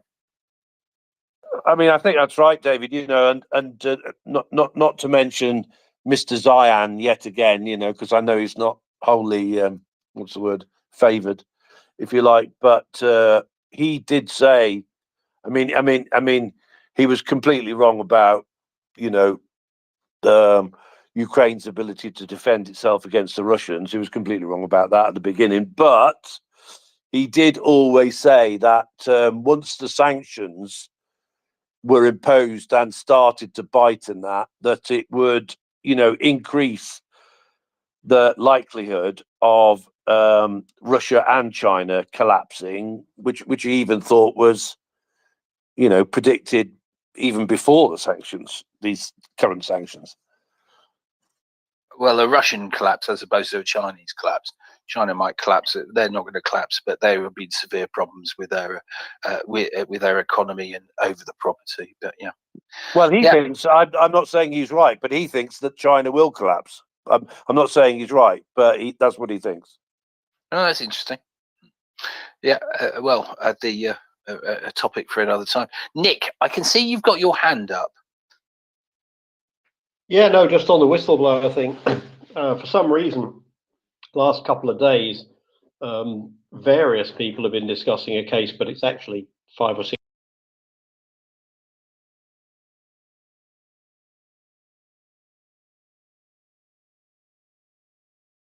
university in the US, and I think he got himself 33 million. So it's more than 10%. It's the formula is complicated. but there is I haven't seen what you said about the Conservatives being rude about whistleblowers. The UK government has, over the years, I mean, over the past 20 years, passed 4 or 5 laws, each of which is intended to strengthen the protection of whistleblowers. But the problem is that nobody actually likes whistleblowers, apart from the current victims of whatever is being exposed. And so whistleblowers always end up leaving. That's the absolute minimum. If you're a whistleblower, which I define as somebody inside an organization, because somebody has called me, described me as a whistleblower for science, but I'm outside. I don't count. And the whistleblower always leaves. Now, sometimes, very occasionally, they leave with a decent payoff. And sometimes they don't have too much trouble finding other work afterwards. But generally, when you blow the whistle on any sort of hierarchy, the hierarchy will close ranks, even if they can see that you have a point, either because they are protecting or are friends with the person who did the bad thing, or because they ought to have known, and therefore to go along with the whistleblower is a way of saying, well, actually, yeah, we kind of knew this all along, but we never took any action, which is quite a common situation. And so what will happen is that the whistleblower will be described, if the person who's being accused is the member of any minority, the whistleblower will be described as having a prejudice against that minority. And if the person being accused is not a member of a minority, the whistleblower will have their mental health called into question. And this just always happens. It's just what happens. It's why the best way to be a whistleblower is to find a way to do it anonymously and get the independent media involved. And even that's quite hard, because very often it will be abundantly obvious to all the people in the organization who it was who went to the papers, because it's quite hard to observe a problem, not say anything about it, not complain about it internally, and then keep it all to yourself, and then one day just go to the newspaper with this file and nobody ever suspected that you were unhappy. It just doesn't work that way. So it's a fairly fundamental problem of all organizations, and there isn't going to be a legislative solution to it, because it's a very visceral part of human nature to punish disloyalty and what you see as disloyalty. And when you hire somebody, you expect them to be loyal to the company, and you expect them to be kind of loyal to you. Probably not if you murdered somebody, but you expect that person who you hired and who works under you to display a degree of loyalty to you. You know, in the army, we in the military, that's kind of formalized, albeit that one shouldn't carry out an illegal order. But in all organizations, there is an implicit expectation that when push comes to shove within the organization, or you know, in terms of backing your boss, that you will do so. And except Nick, though, when your boss has killed people because they're incompetent, right? And that this is part of the problem, especially like somewhere like the NHS, where that has in actual fact happened. Oh, right? yeah. Or, yeah. But the boss still expects that you will. This boss still expects that you won't mention it. No, I know. You know, he's rationalized away. You know, this surgeon has rationalized away the fact that his death rate for a particular operation is 4 times the national average, because he's dealing with more difficult cases, or he was unlucky, or you know, he gets incompetent nurses in the theatre, or whatever it is. But he's already fully rationalized that away, and therefore, if you are attacking him, as I say, if he or she is part of a minority, then it's you know, the full list of isms, and if not, well, you must be mentally ill. And actually, I've noticed you being a bit erratic, David. I heard you get a bit emotional the other day, and I think you might have had a couple of glasses of wine. So I think we could easily dismiss David's allegations, because he's clearly a bit mad and an alcoholic. So yeah, let's go to the pub now, and that's what happens. That's just what happens, and it will continue to happen. And bringing in new laws isn't going to make any difference because the last four sets of laws didn't. No, sorry, Nick. I was going to say, yeah, you're right. It's not the laws though, but it's the ability for people to do something, to go to people who will do something. As an example, Stafford Hospital, where 3,000 people.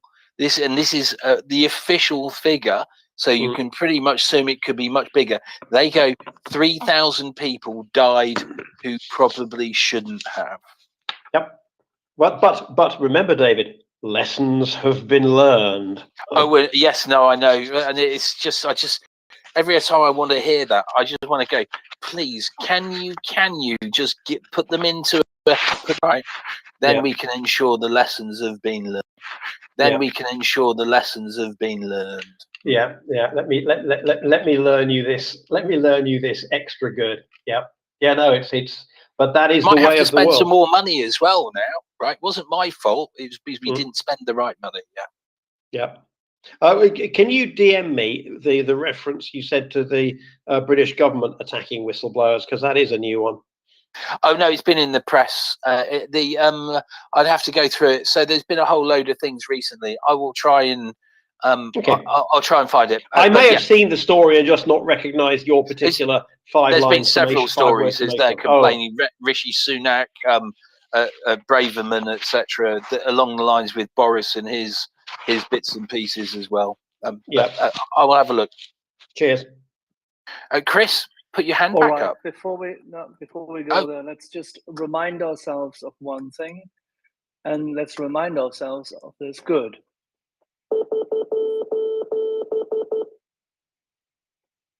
1 year ago. Cheers. Chin chin. I thought it was hit on the 13th and sank on the 14th. But I often don't know what day of the week it is, so I could be. No, confirmation of the sinking was on the 14th. The sinking was, as our friend Gunny highlighted, pretty much very quickly and very immediate.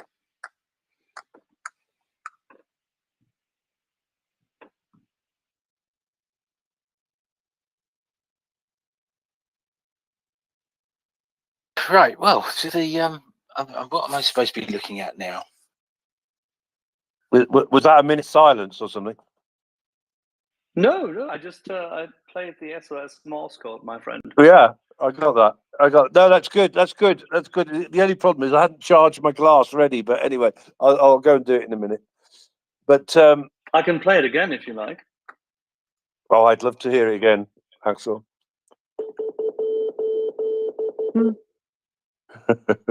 Very good. Very good. I'm just visualizing it sinking to the bottom.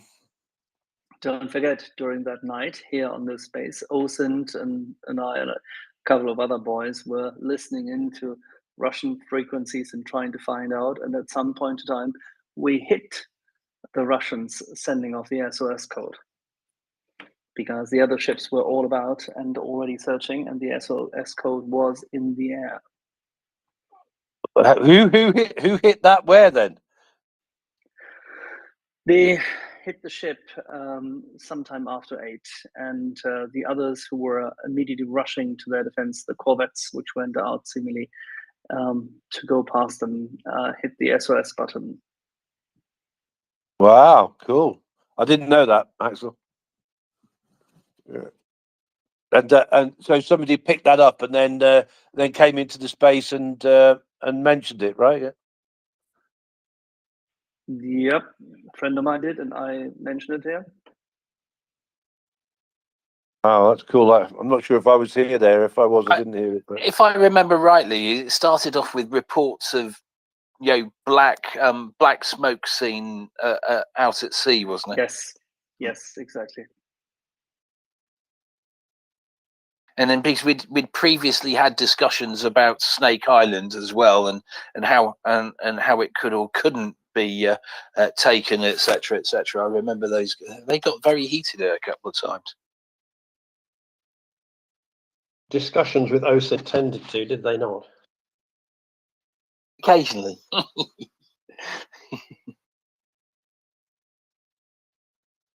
They were always eventful. Yes, they were. Oh, and NAFO Dave, you've got. Oh, well, Chris has got his hand up, and NAFO Dave. I think Chris, did you have your hand up first? I'm putting out. This is honesty here. Well, if NAFO Dave wants to talk about the sinking of the Moskva again for a bit, let him do that, and then I'll come back to the whistleblowers after.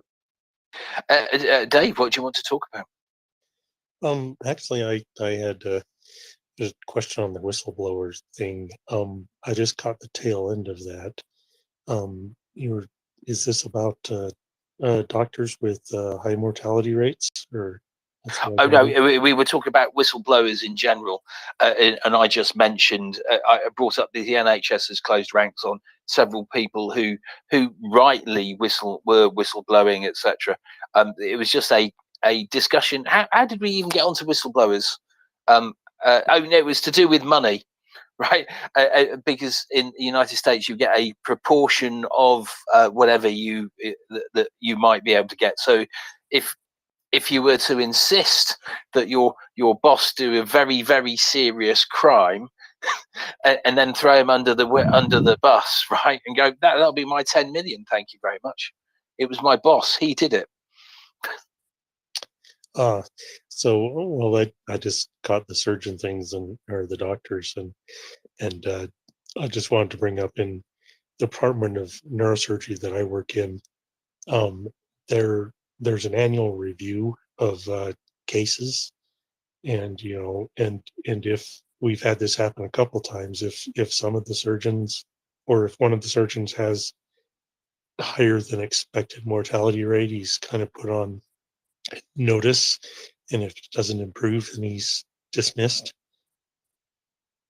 That's one way of doing it, isn't it? That's the Darwin point of how to get people to improve, right? You just go, here we are, but we'll move you on. That's but whistleblowers are normally part of incompetence, though, aren't they?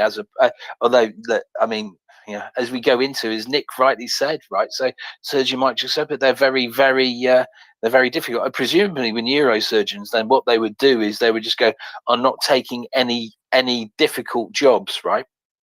Or what? How does that work anyway? Maybe you can tell us. Yeah, they will be shifted off into into easier cases. But so it's kind of tricky because most of at least the surgeons I work with were working with brain cancer, and so just off the top, you expect that 90% of your patients are going to be dead within a couple of years. And so it's kind of hard to tell if you have a high mortality rate in that situation because you don't have that much wiggle room between dying and surviving. You got that 10% group. So but as with the trauma cases and other type of things, those are usually what residents get the easier cases, the less complicated ones. But at least the surgeons I work with are mostly cancer ones, so they've been around for a while. But I have seen a couple of residents get pushed off and finally kicked to the curb because they just couldn't cut it. And our department has standards, and I think that's kind of the key to having an organization where you don't have whistleblowers. If you have leadership that takes responsibility and for their organization, and they review and find problems before it becomes a whistleblower situation. And therein lies the thing, isn't it? I know from personal experiences, one of the things we were talking about earlier, we were discussing, in fact, is Tom here? Tom Zimbardo? The Zimbardo effect, people in positions of power, what they do, and especially in so geriatric type wards, where often there might be people who are deemed to be not to have capacity, right? But sometimes the nurses and the people around it, because they get so used to just saying, but they don't have capacity. And I've heard this from charities as well, where we go, but they don't have capacity, as if this is some sort of blanket thing, right? Whereas we know that that isn't the case. People can have capacity at one time and then not have it at another, right? And it's a difficult point, but unfortunately sometimes some people struggle to understand that in their day-to-day job, right? So they'll just see it as they're giving orders to someone, right? And by default, but you don't have capacity, I get to make all the decisions about you, right? Yeah, that's a straight up ableism. Yeah, I watched it. It is with my mother. It was a dreadful thing. People just going, but she doesn't have capacity, and it was a real fight. And people going, she says, but here you are. All it is you're asking her at 9 o'clock in the morning. You haven't hydrated her, right? You haven't given her any time. She's hardly awake, right? Right? Why didn't you ask her this question at 4 o'clock in the afternoon after she's had her fourth cup of tea and she's hydrated and you're not asking her in the way that you're asking, right? And there are several times listening to health professionals, the way they asked the question was deliberately designed to try and get a fail from my mum. It was very, very annoying. Anyway, listen, we're here to talk about Ukraine, aren't we? So, Chris, you've have a hand up. Talk about. Yeah. So just David, I just wondered whether you were aware of like the origin of the whistleblowers law. Are you? No, not at all. I am interested. How's your Latin? Is it good? Moa Marsa Mater Marmus Martis Mant. There you are. Whistleless blower. Okay, so I'm probably going to butcher this, right? But quitam pro domino rege quam pro si ipso in hac parte sequitur. You get that? But why didn't you just give it to us in English? Yeah, because I probably didn't pronounce it very well, did I? It sounded like all I needed was some fried rice at the end. He who sues in this matter for the king as well as for himself. It's just known as the qui tam clause in American jurisprudence. Yeah, they just say qui tam. Yeah, but its origin is in the UK. Yeah, and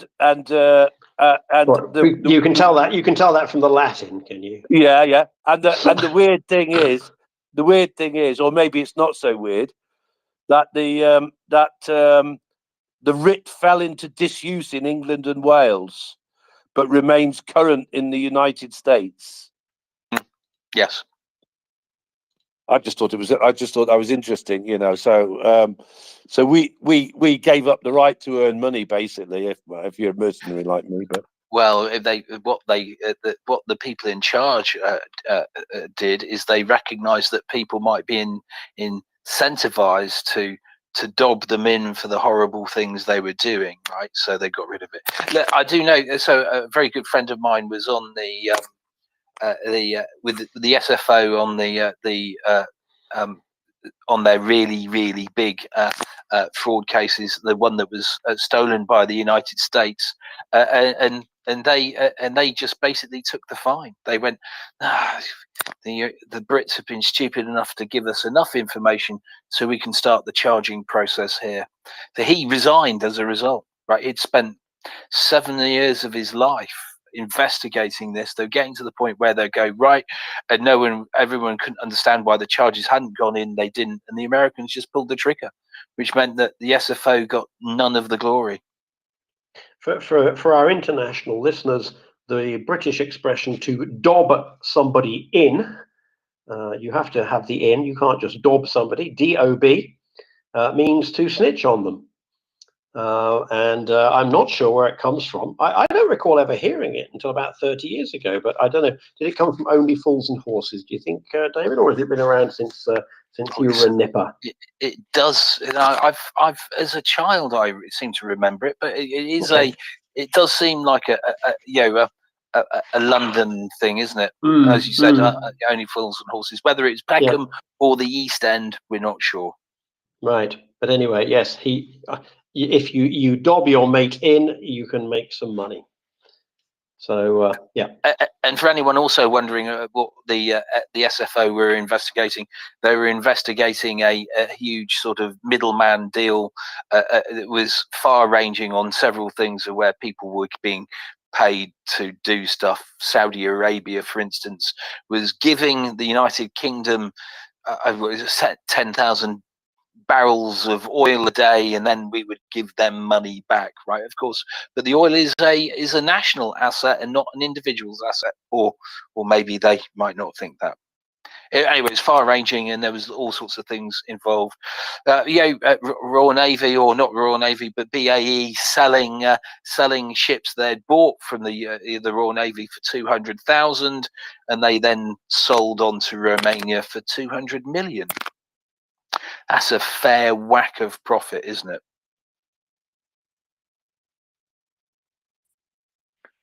I am quite certain that the fair whack does not have to be explained. No, we won't explain it here. Anyway, yeah, I need a hand with a story here. No, you need to first and foremost fix whatever you're doing with your microphone there. I'm not doing anything. Oh, well, other than switching on and off. Scratchy. No, it's scratchy. Are you cabling there? No, I'm not. No, my mic is not. It's not touching my jacket or anything. I do apologise. Sorry, jacket. Isn't it a bit early to get rid of the three-piece suit? I moved to a smoking jacket. Okay, that's acceptable. A burgundy one. One would hope. Green is really appalling.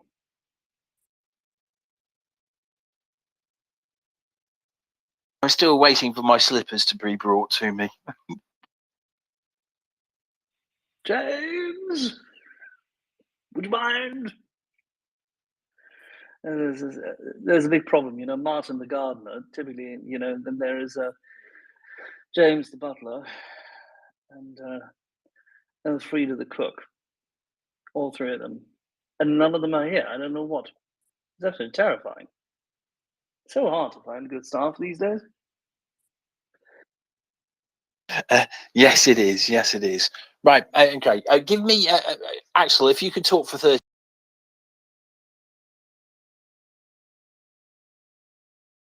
Highlight that if people were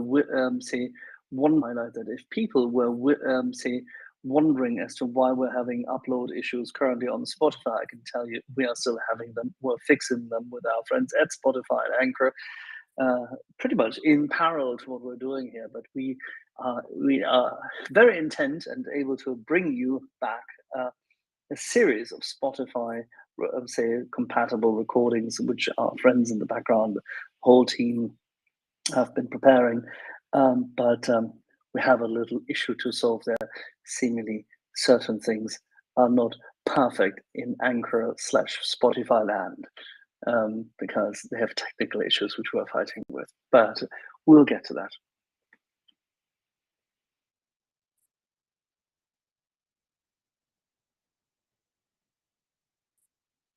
David, if you have your hand up.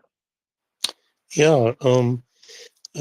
It is. Did the MP4 file not work for Anchor?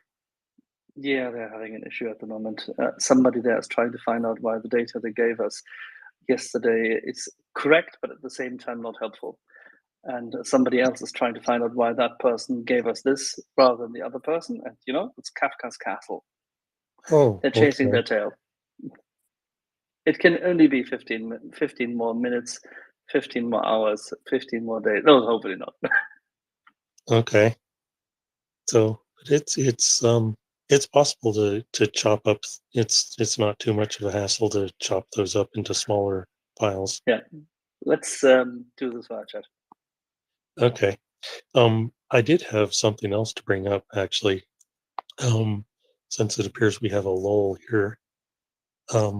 So there was a story I read yesterday about one of the Ukrainian soldiers who had a mine. He was a sapper, and one of the mines went off, and he lost his eyesight. And they're starting a foundation to work on restoring his sight. And if so, the way this works, at least they're approaching it, is if anybody is familiar with cochlear implants for people that can't hear, it's the same kind of idea in that you make a brain computer interface type of thing that so you transmitting signals directly to in this case it would be the optical nerves. Whereas with cochlear implant, it's your auditory circuits. So, and this piqued my interest because I've been following very closely some other brain computer interface developments in the realm of spinal cord injury and restoring function to people that are paralyzed. It's the same idea. You have a very small array of what looks like there's tiny pins. So you have like a millimeter square grid of, I think they've got like 30 or 40 different very, very fine pins on that 1 millimeter grid. And that gets implanted into in spinal cord injury directly into the spinal cord. In this case, it would be stuck into the optic nerve, and then you go through a series of trainings to train your brain to understand the signals it's getting. So I think this has quite a bit of possibility of being an actual thing in the next few years. Because of the early development that they've done with spinal cord injury, they've actually gotten several people up and able to stand and have increased function with these things. So I'm very hopeful that will be the case with vision too. Because that's quite extraordinary, isn't it? Because the number of nerves in your eye, it's just an extraordinary amount. Gosh, that is quite incredible, isn't it?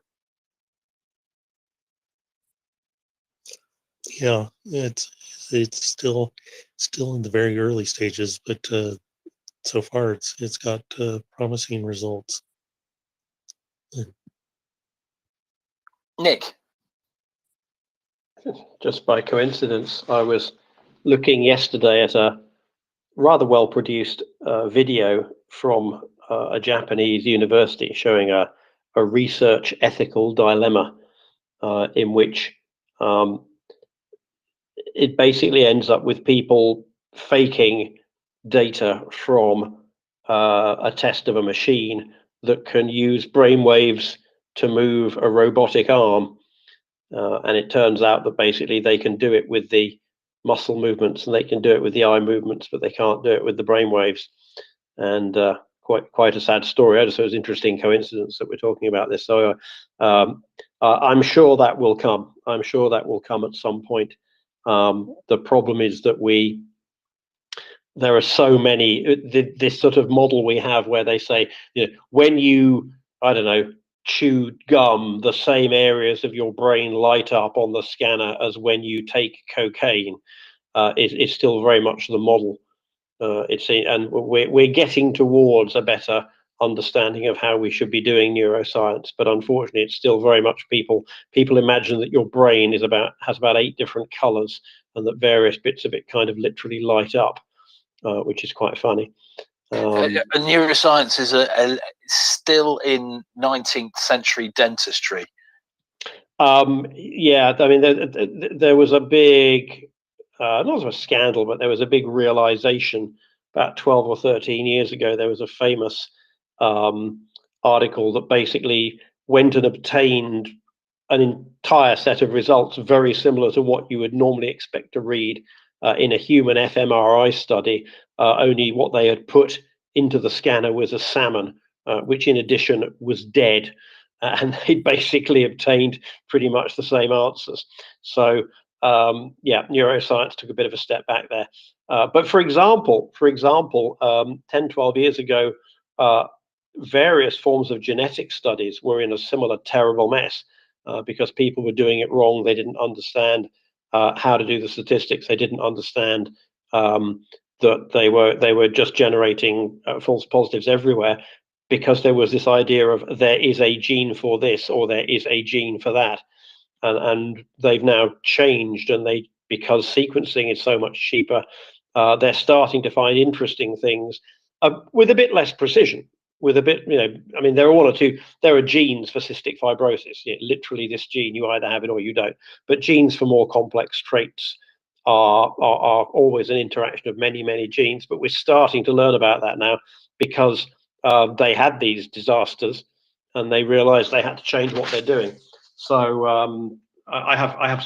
When you're in psychology, you have friends who are neuroscientists who imagine that they're going to, get to the objective truth before the psychologists get to the subjective truth, and it's a really interesting field. And I'm sure with the development of processing power, and also the fact that it is an AI type problem, because it's not a fully deterministic thing. Your brain isn't a fully deterministic thing. So maybe we will learn also some stuff from the AIs. So it's an exciting time ahead.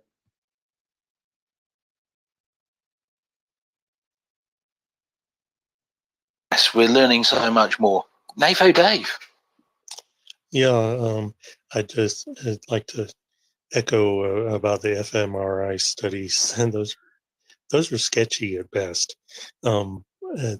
So, and this, to be clear, this isn't, when I say brain-computer interface, it's not. It's more of a nerve.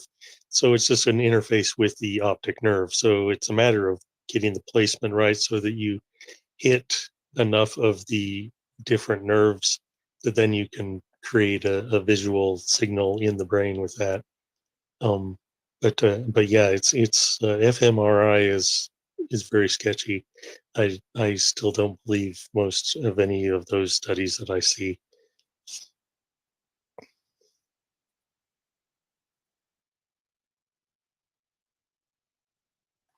That's science for you. Hopefully, I mean, look, right, we say this, we'll be saying, but in 100 years, we'll be at a position X, and maybe we will, maybe we won't. Right, I'm just grabbing my cup of tea. There we are. We can't go without our cups of tea. Someone somewhere here must have a question. Someone, Jamie. Well, I do have comments. David, it would be extremely helpful if you could attend to the requests which are down there. I can't see anyone. If I did, you'll notice that I spent all of this afternoon doing them.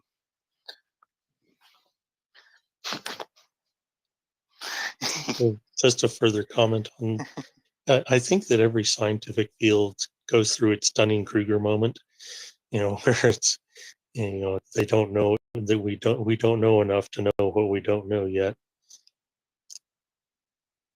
The amusing thing is that social psychology has gone through many such Dunning-Kruger moments, including the discovery that the original Kruger and Dunning paper was quite possibly based on a statistical artifact. And so a bit like the Kubler-Ross model of grief, pretty much all that's left standing is the meme. And the meme is powerful and useful. But Dunning and Kruger no longer talk to each other, apparently, because Dunning was Kruger's graduate student, and the original paper was by Kruger and Dunning. And Dunning went off and made pretty much his career and quite a substantial living off of that one paper, because everybody likes to talk about idiocy, which isn't really what the article is about. But that's the way it's been popularized by people such as John Cleese. And Kruger has nothing more to do with that article. Thought it was not especially important, I think. They did a 10th anniversary edition, but they've since parted ways. And Dunning got his comeuppance a little bit when it was recently suggested quite convincingly that in fact it's just a statistical artifact. In other words, the same result would have occurred pretty much regardless of what the actual numbers looked like.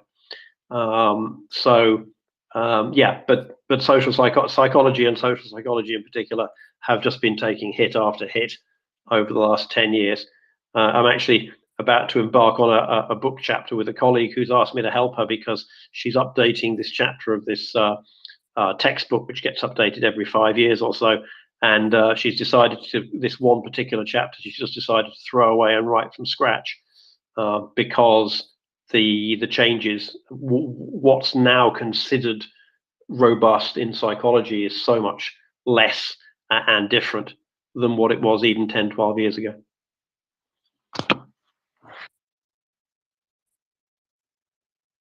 I mean, exercise physiology and the rest of it has the same thing, very similar things.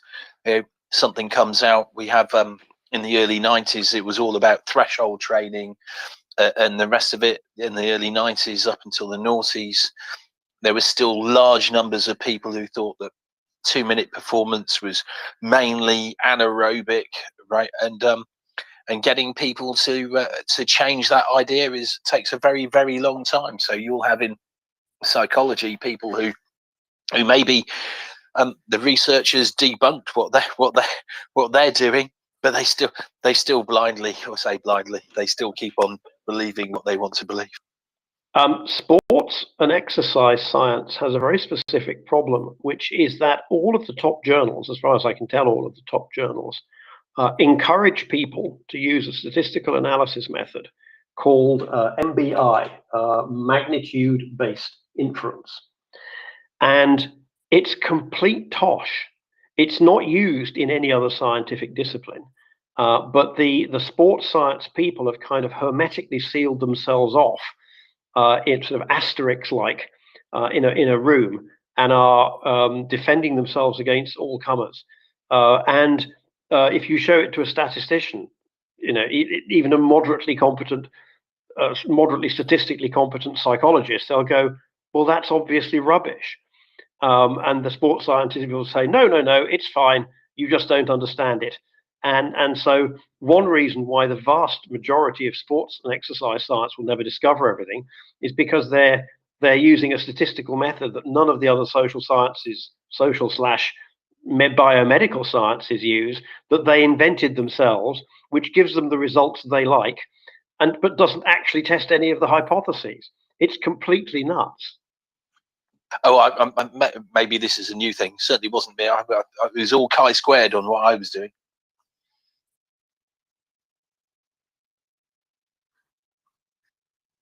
Who knows, right? I've not read any of the journals in the last 20 years. Who knows what they're doing? I mean, look, most of these things you can you talk about it or whatever. If you think of it through in terms of energy pathways and the rest of it, why they would, yeah. Oh, well, you've given me something to read about, Nick. There you are.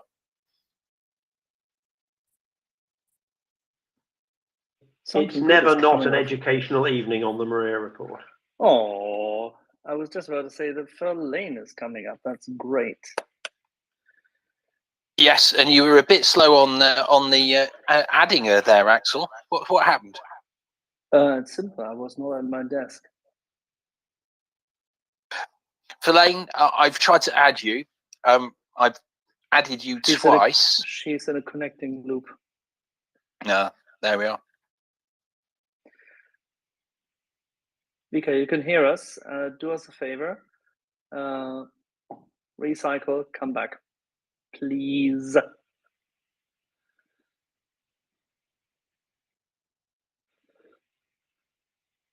So I'm reading a story here from PS Style 1. New units are mobilized. Russians have arrived in occupied Skadovsk in the Kherson region. Russians are placed in the buildings of educational institutions, protecting themselves with a human shield, school children and teaching staff. Can't help themselves, can they? What a lovely bunch of guys. All right. Buonasera, dobry wieczór. Доброго вечора. Happy But anniversary. actually, доброї ночі. To be honest, it's Dobry already almost like 11 here p.m. Anniversary. Oh Lord. Well, two hours ago, or a little over 2 hours ago, 1 year ago, if all goes well and if the time is right, a friendly missile managed to get through and hit the dang Moskva. Oh, under the sea. Gotcha. Down there it's better. And it's wetter under the sea. Yeah, I remember actually singing that one. When I met Ryan, I met him 4 days ago our Ryan from Oklahoma. And I met him today. And the day before, yeah, I don't know. All the days are the same to me. So what Isn't that a bit much, Oklahoma, in 4 days? No, he just the Renegade Relief Runners were really kind to come up and share some of the supplies, and I sent them a sap, and it's a big family here, you know. So we are trying to keep it all together, regardless of what others are saying. So yeah, I saw him, and he reminded me about me singing that Under the Sea, and he didn't demand me to sing it in live, but I think at some point I will do that.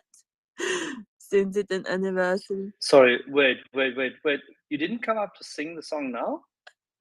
Okay, go back. do your thing. You were doing the dishes anyway after eating cake. I know. I believe that singing that today should have been very special, and I'm not in my singing voice now, so meh. Meh. What a disappointment. I mean, seriously, I'm coming here specifically for this anniversary, expecting to find you here, and then this. But you found me here. Yeah, I never lost you, so of course I found you. And yeah,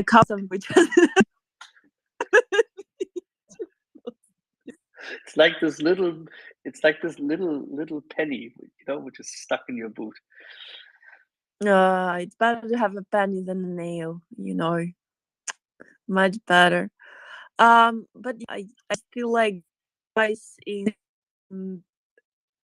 another time zone have it like would have a very strange afternoon if I start singing Under the Sea.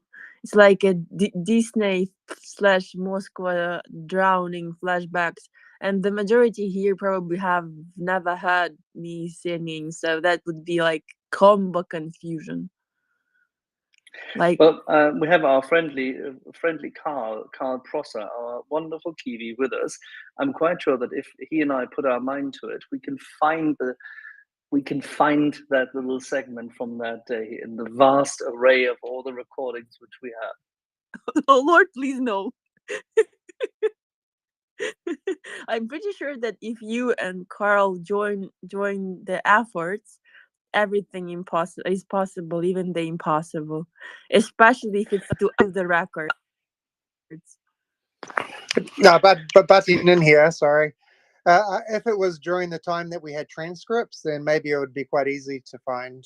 Otherwise, it would be kind of tedious. But everything is possible. I can just sing it again, but I don't think right now it's the priority. Or like I feel like we're talking about this just because everyone needs some kind of morale boost, right? 100%. Gotcha. Personally, I'm just happy you're talking. I just miss listening to you laugh, Elaine. You've been absent without leave, and it's caused a huge pain at our end.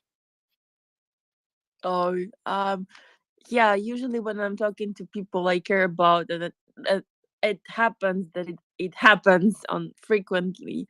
I'm laughing. Yeah, if any one of you have seen the Starsky Vatra video where he just threw me under the bus, like I was laughing really hard, not only because he had forgotten how to call for the foreign audience, because he looked at me like, how should I call you? And I was like, have you forgotten my name? it was fun. Yeah, I was laughing really hard on that video.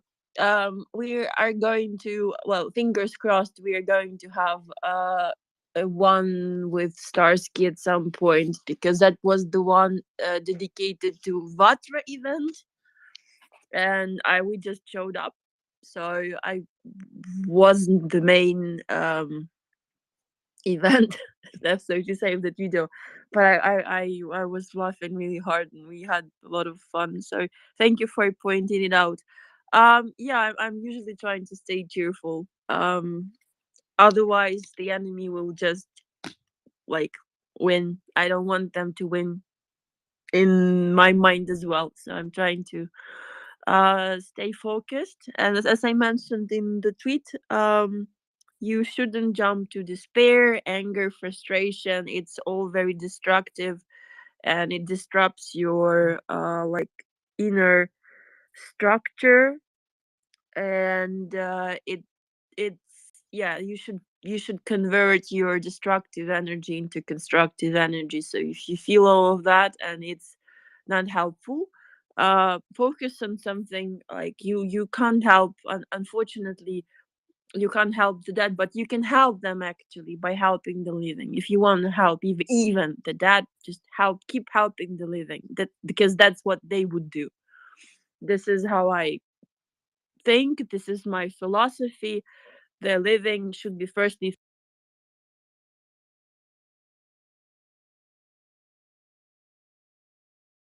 so I'm staying, as you have seen, on this mood, because like we still have a lot of people to to take care for.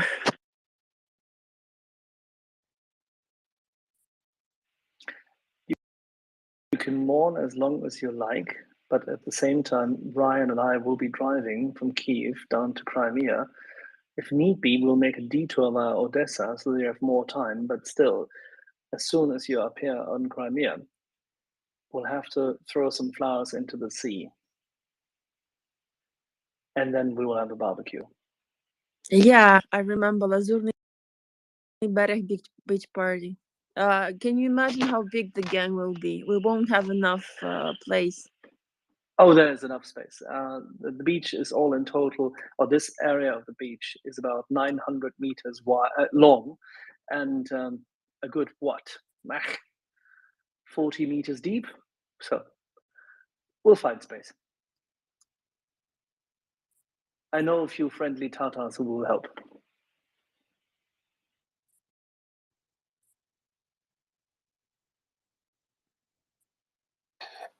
I mean, if we could get the friendly Tatars to do a cavalry charge along the rest of the beach and clear the other area, that would be wonderful, wouldn't it?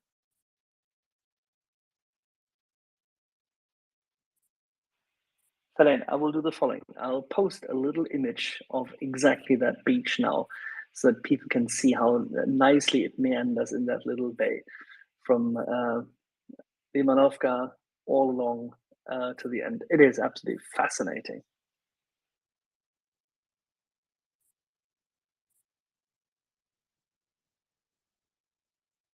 Oh, we lost Ferlain. Were you guys able to see my hand up? I can now. Well, now I took it down. I can It's gone see back that, up Prince. again. Yeah. Okay. Actually, I just wanted to say hi to Ferlain mostly, and I have to tell you, I've known that the Moskva Day is coming up, and I have been singing Under the Sea. And every single time I am singing it, I think of you. It is one of my most endearing and fun memories of you. Because as soon as it started, as soon as I was sure that it had sunk, I started singing that myself, and then you posted about it, and it just went on from there. So I always think of you. Yeah. So it's rather cool.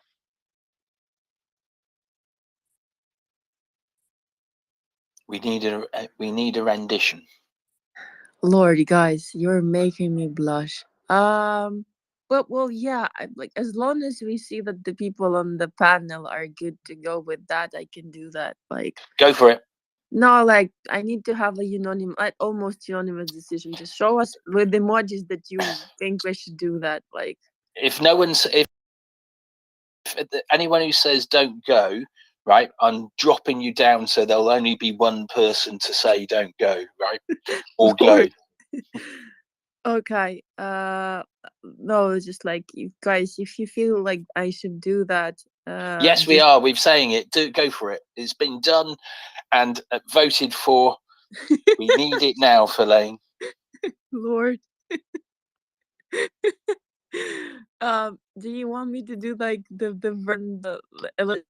all of it, all of it? and then you can do Lion King as well.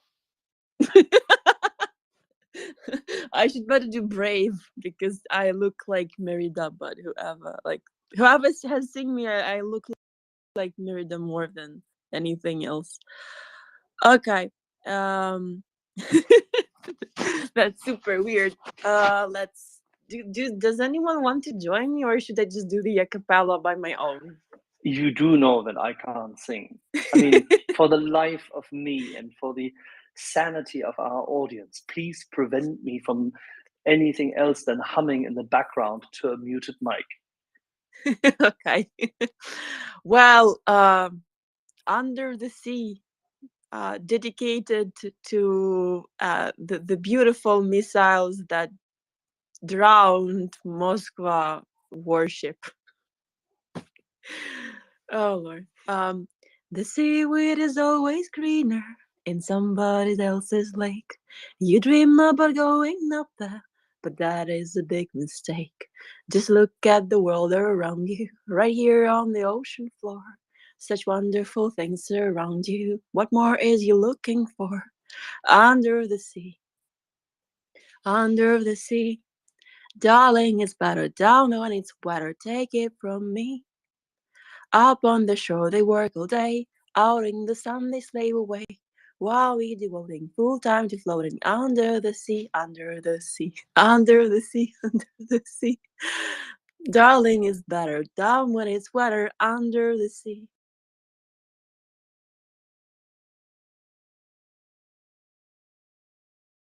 The fish on the lake ain't happy, is that 'cause they in the bowl. But fish in the bowl is lucky, therefore worse than fate. One day when the boys get hungry, guess who's gone beyond the plate? Oh no, under the sea, nobody.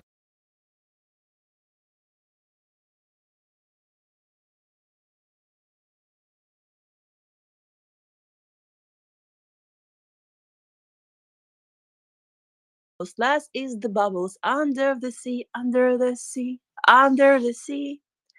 Down when it's wetter, darling, it's better under the sea. And I think that's enough. That's wonderful.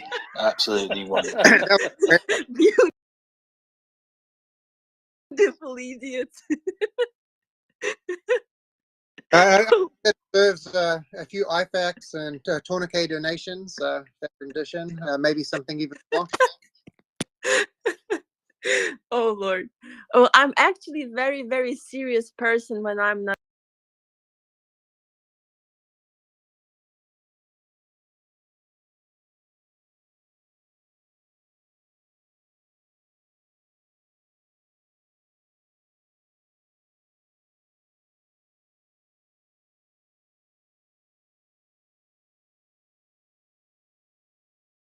And has allowed the Ukrainian troops to advance and fight better and save Kherson.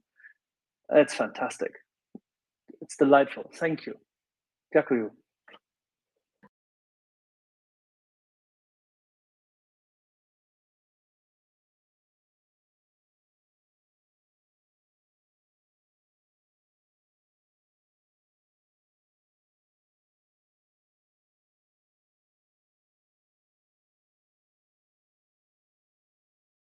Wednesday, this time with Ferlain.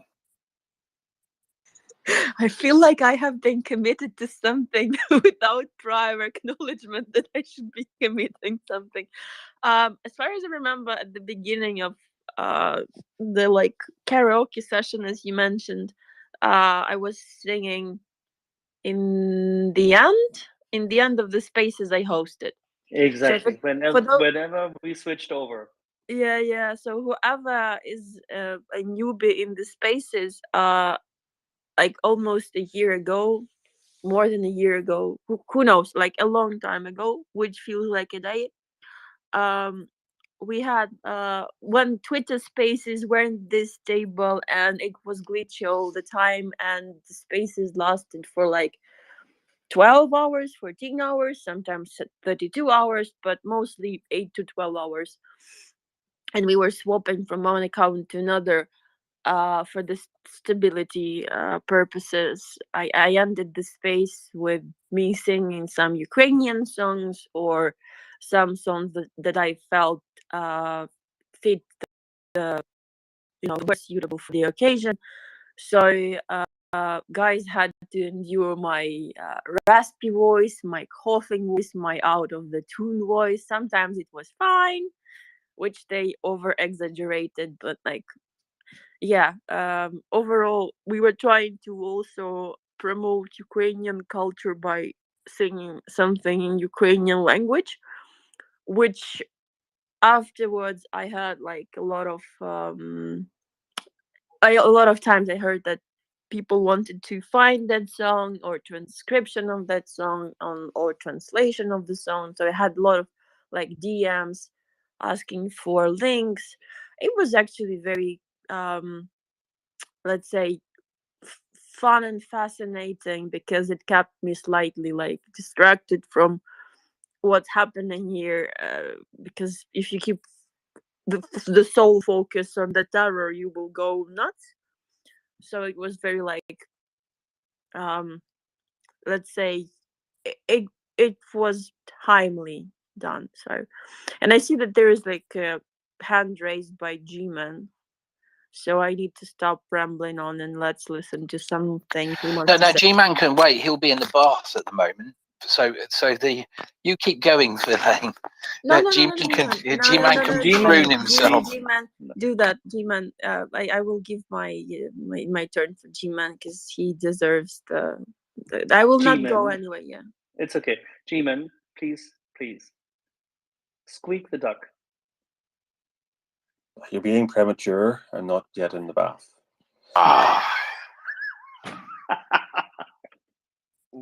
I know I'm regular as clockwork, but not that regular. What I was going to request is another song. I really want to hear the Ukrainian national anthem song, or any other Ukrainian song. Or Hey Sokoli. Can we, if we can do requests, Verlaine? Hey Sokoli.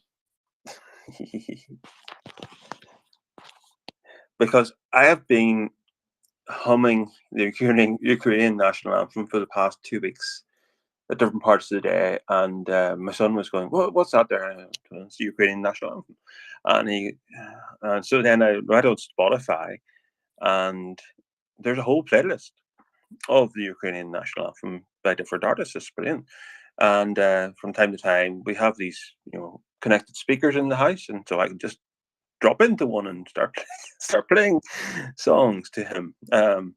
So when I want to know him. If I can sing the national anthem, of course. If I can sing Hey Sokoli, sure.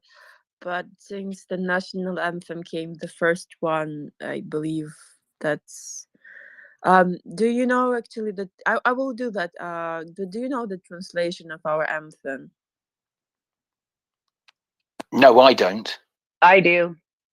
I have to find the document, but I do. I have fallen in love with the Ukrainian national anthem, and I found a translation that I think is very accurate. I just have to find the document. I posted it once on my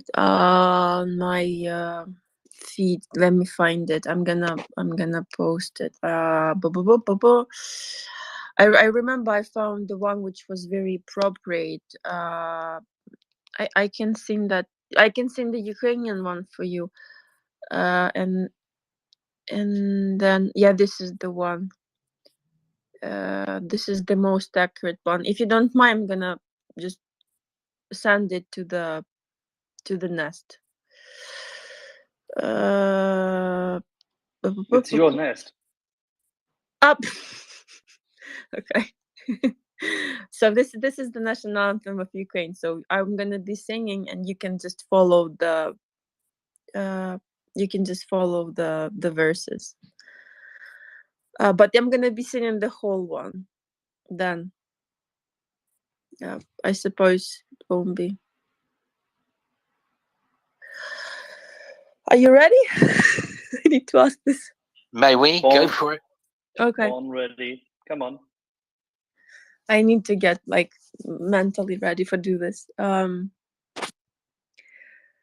Ще не вмерла України ні слава, ні воля. Ще нам, браття молоді, усміхнеться доля. Згинуть наші вороженьки, як роса на сонці. Запануєм і ми, браття, у своїй сторонці. Душу й тіло ми положим за нашу свободу і покажем, що ми браття козацького роду. Душу й тіло ми положим за нашу свободу і покажем, що ми браття козацького роду.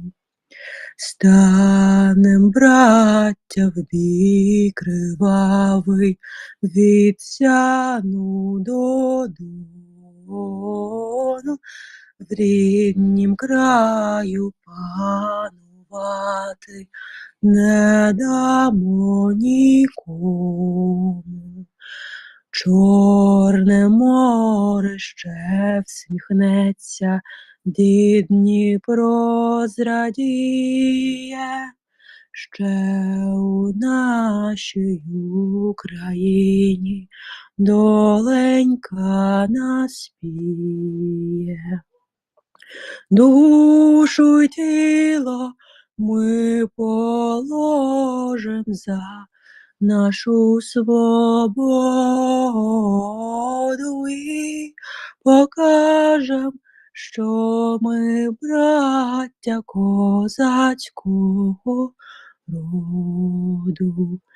Душу й тіло ми положим за нашу свободу і покажем, що ми браття козацького роду. А завзяття праця щира свого ще докаже, щеся волі Україні піснь гучна розляже. Закарпати доб'ється, згомонить степами. України слава стане поміж народами. Душу й тіло ми положим за нашу свободу і покажем, що ми браття козацького роду. Душу и тело мы положим за нашу свободу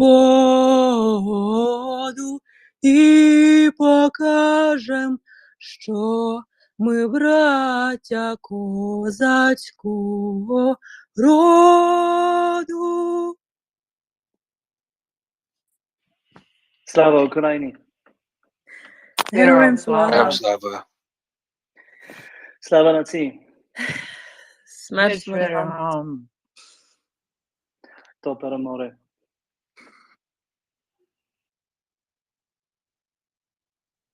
That was wonderful, Ferlain. Thank you very much. Just beautiful. What a fitting tribute to this date. I get first dibs on Hey Sokoli next time, though, right, Ferlain? I will write it down in a notebook, but actually I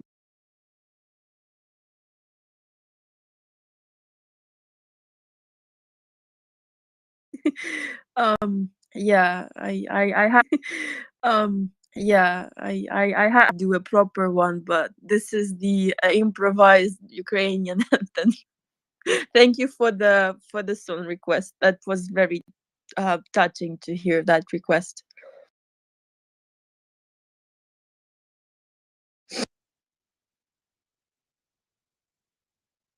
Right. Well, it looks like we've stimulated some hands, right? I didn't see whether Doc or whether George got your hand up first. And I was going to. Thank you, David. Thank you, Axel. Ferlain, thank you. You put the biggest smile on my face. Out here listening to the space, headphones on, doing some workout in the yard, and I hear your singing come across. And two things immediately struck me. I mean, the first is that even under the most horrific of conditions, your spirit is strong, your voice is strong.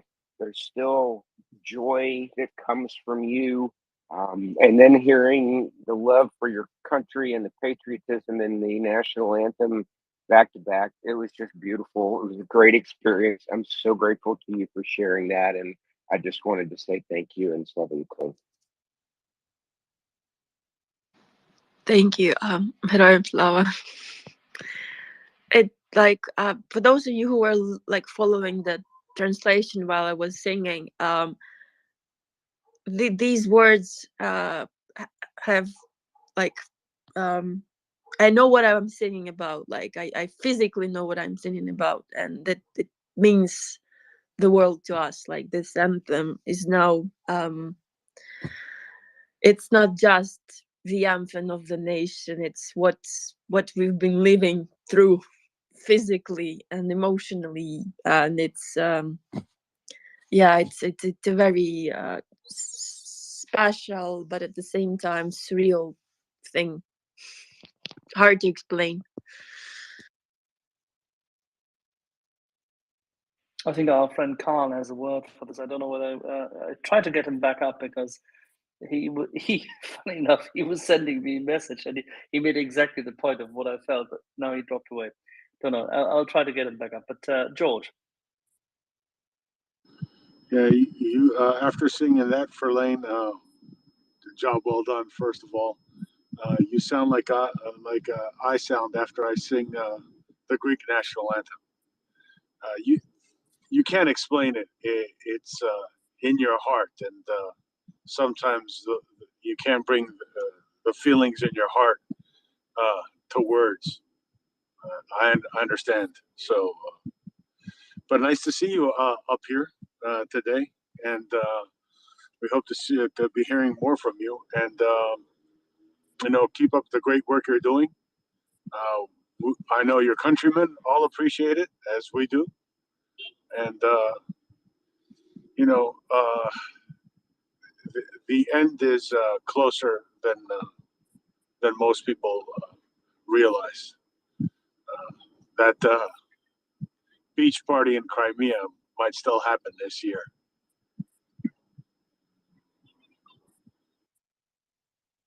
Well, let's hope that, George, right? Let us really very, very much hope that that will be the case. I have. We might have some cleanup to do. You know, bring a gas mask and some gloves because it might be a nasty beach cleanup. But I think this is the last summer season the Russians get to spend in Crimea.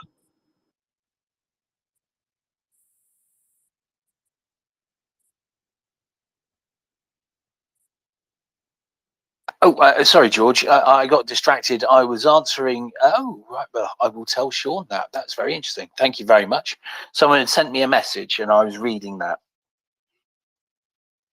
No, I was saying that this will be the last summer the Russians get to enjoy in Crimea, and you know, we're going to have to do a little bit of a beach cleanup. So everybody bring their rubber galoshes and your rubberized aprons and some very thick gloves and a gas mask. It's going to get a little nasty cleaning what's left of them from Crimea, but it'll be the last summer. Good wine, sun, sea, sand. What could possibly go wrong? You know, I just want to know who's going to get tasked with doing the ribs. You know, we're going to need multiple racks of barbecue ribs, and is it going to be me and Daryl, or are me and Daryl going to have a cook-off competition? See, I'm totally selfish. I'm prepared for anyone to do the cooking, right? As long as I get to do the eating. That's my only requirement.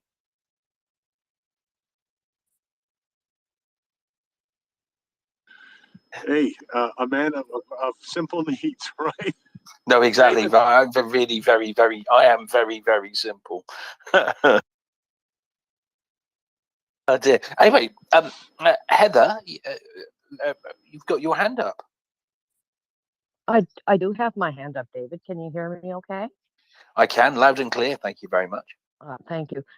This is for Ferlain. Ferlain, I was standing out in the middle of my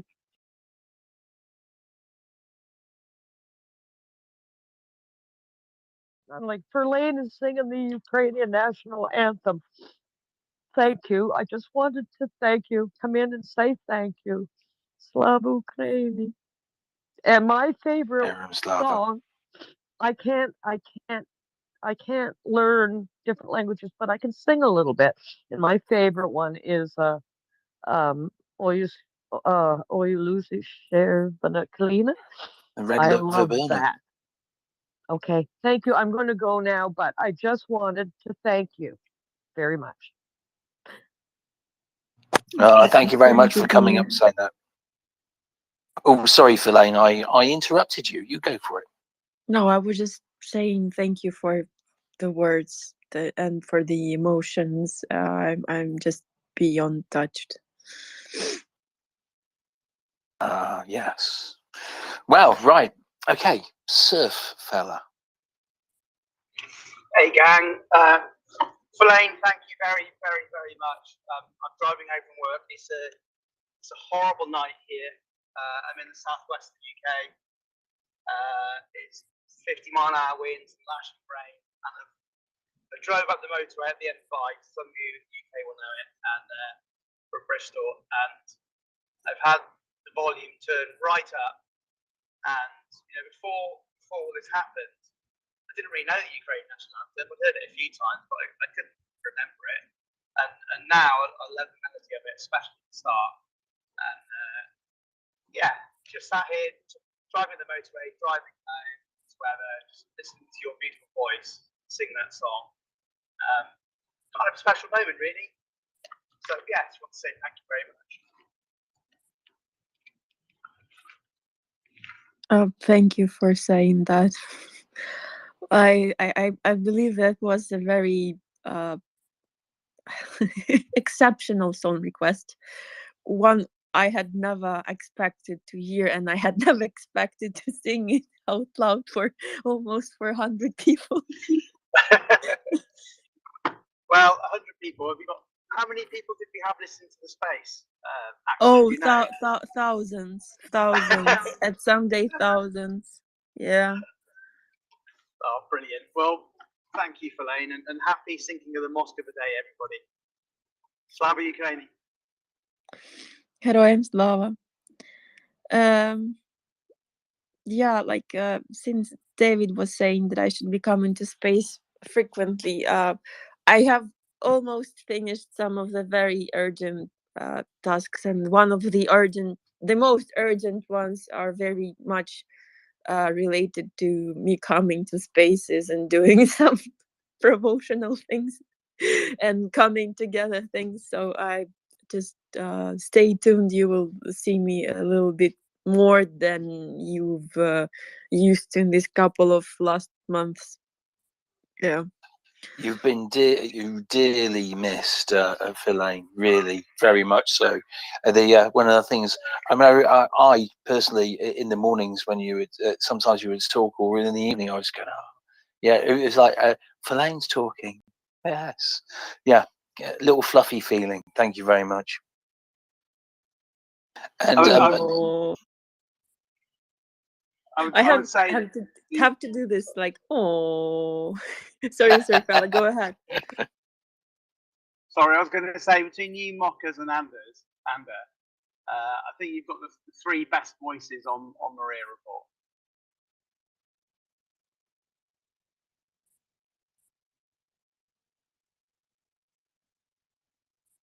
Well, that's at least she can sing. That is also true. And we actually have someone who comes on quite regularly who isn't even allowed to sing. It's in his contract, right? A different John, John Stewart, not allowed to sing because it's in the contract. You're not kidding. Come on, that's not true. But no, it is true. He cannot publicly sing without having to shed some royalties. Oh, I don't know. Yeah. But maybe wait one. Rangers can sing in cadence, right?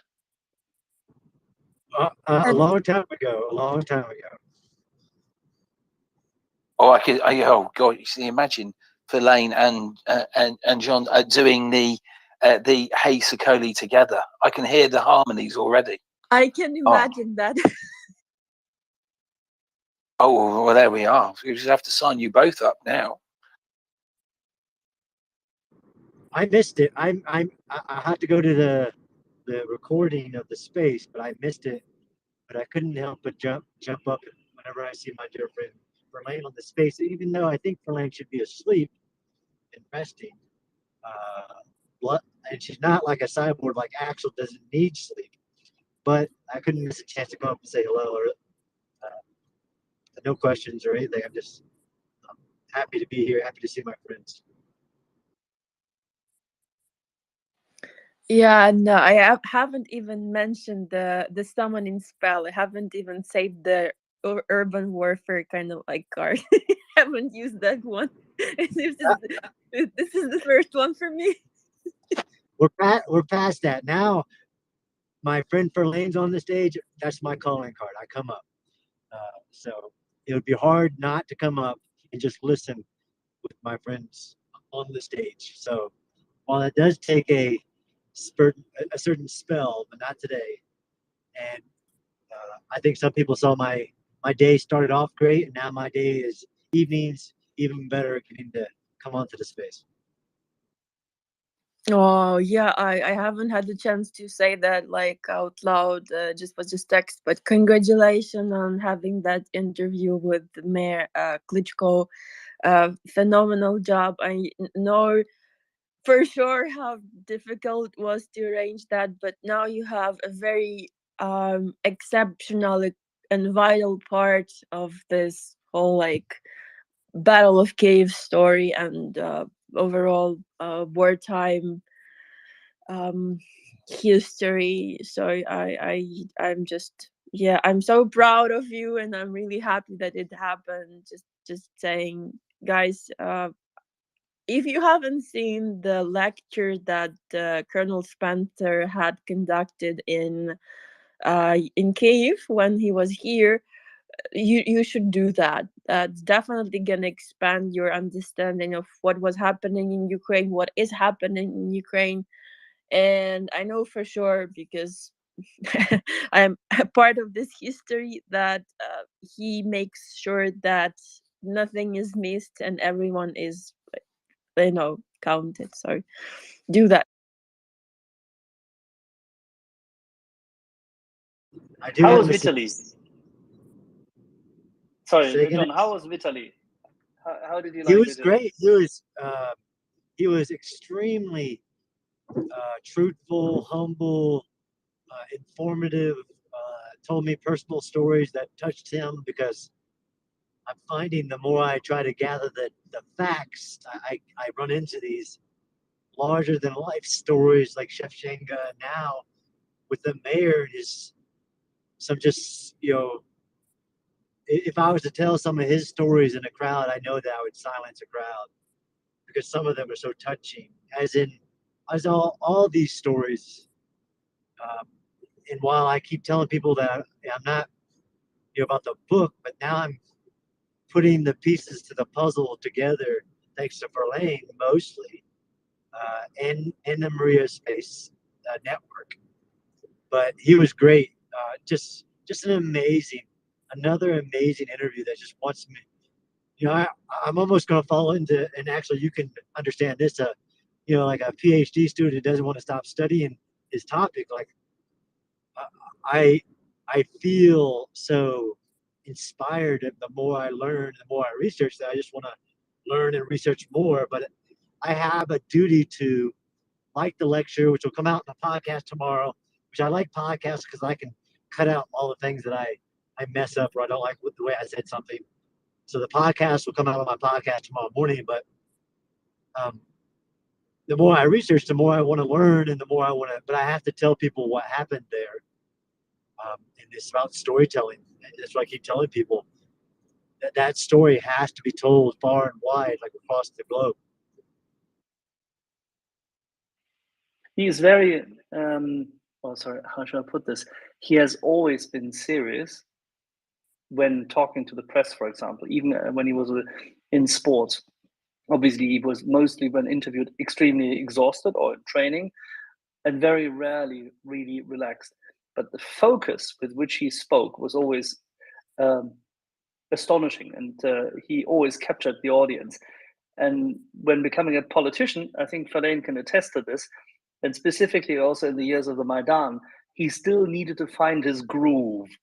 That has changed. And the war has, he and his brother have become exceptional spokesmen in English, especially in German, because they both are as fluent in German as you can imagine. And they have been exceptionally important for Ukraine's efforts in Germany. You can't imagine. But he's very serious, and he has still this level of deep-seated humor. So the humanity has not gone away. He's very convincing. Yeah, and I actually felt that. I watched a bunch of his interviews from during the battle, basically. He was out at apartment buildings that had been destroyed and things like that during that time, and it's a very focused. I wouldn't say rigid, but like you said, a focused interviews. I felt he was much more relaxed, and once I got through kind of the what do you want, like what are you looking for, you really opened up and you asked somebody a personal question of like what do you remember most, like what is the story, good or bad day, that really sticks with you from that time, which is extremely hard for the defenders of Kiev, the survivors of the Battle of Kiev to do, but it's a really opening up question, and he really told me a story of visiting the train station where people were trying to get out, and just seeing a whole group of kids where they had set up a kid playing area, and one kid was unconsolable, and he tried to talk to the kid, and one of the other women came up to him and said that nobody has the guts to tell the kid that his parents are gone. And it really touched him, and him telling me that story really touched me, is bringing that humanity to the events that I'm trying to understand the complexity of.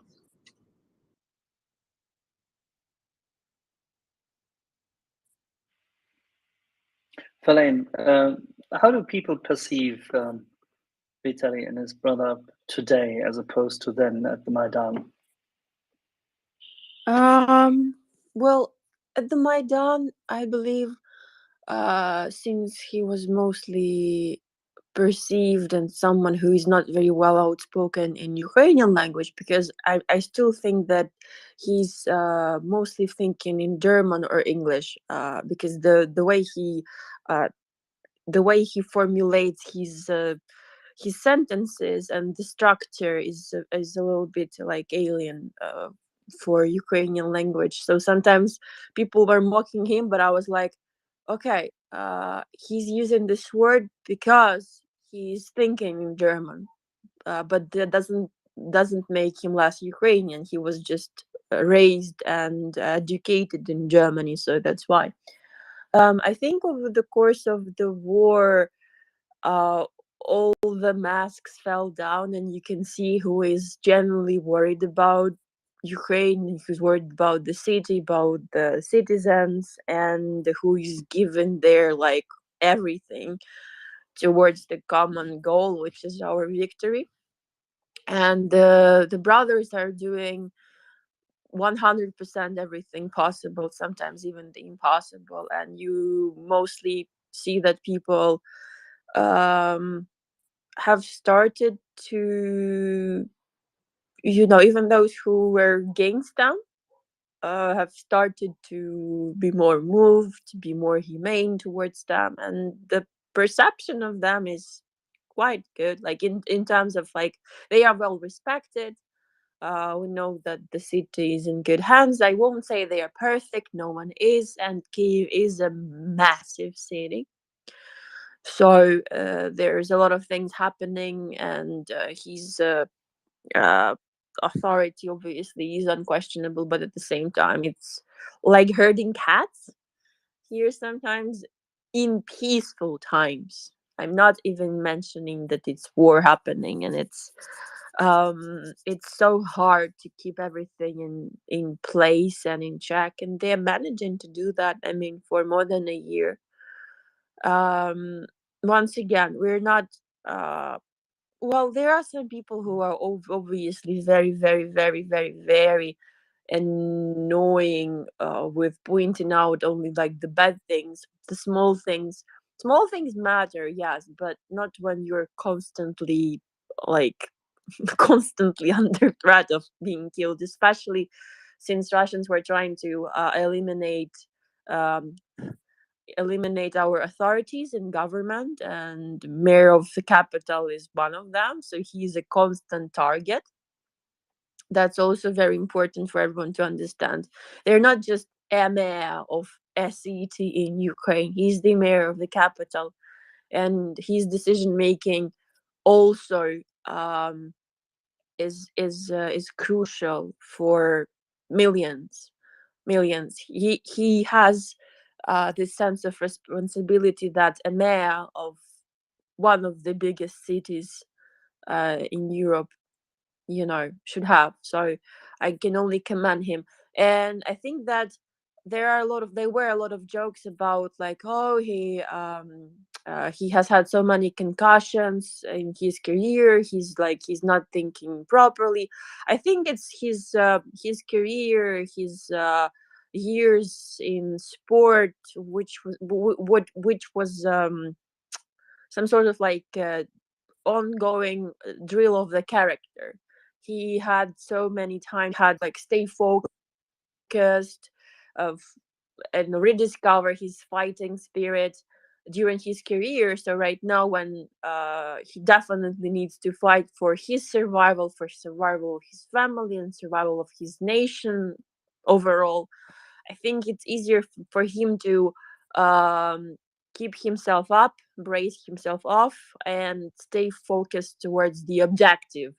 and not just try to, fight off those nitpicking idiots who usually are trying to do whatever they want to stay on the spotlight. So from the perspective of the majority of the locals in Kiev, is he a perfect mayor? No. Is he the suitable and acceptable one under these circumstances? Absolutely.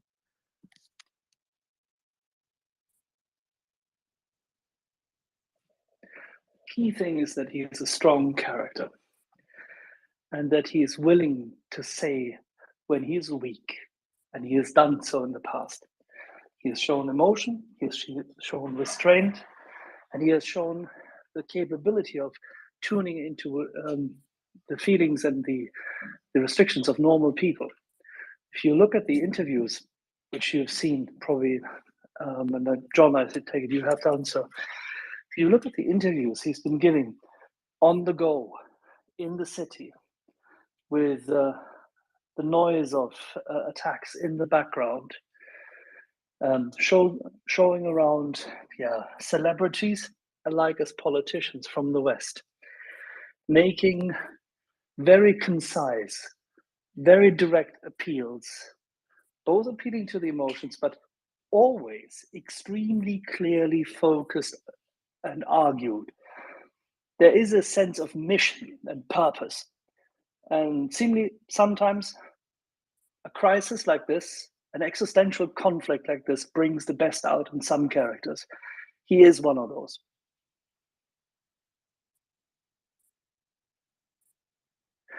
Our friend Carl had something which he wanted to highlight in regard to when you sang. Yeah. Thank you for that.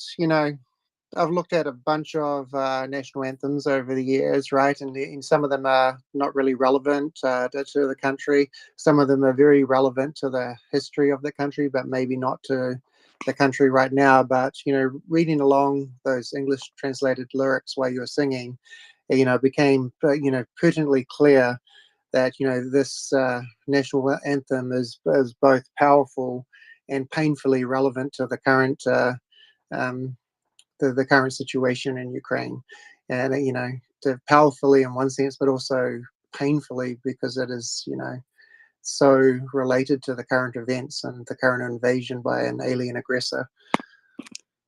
So that's what I really had to say.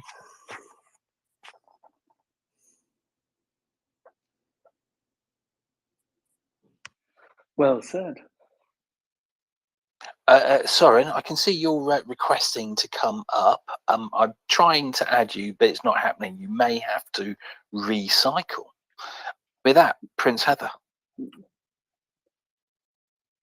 Oh, Ferlain, that singing was absolutely wonderful, and the lyrics that you have were drastically different from the lyrics that I found, and much longer. But in the last year plus, the Ukrainian national anthem has become one of my favorite things to listen to. It is a very, very strong song, and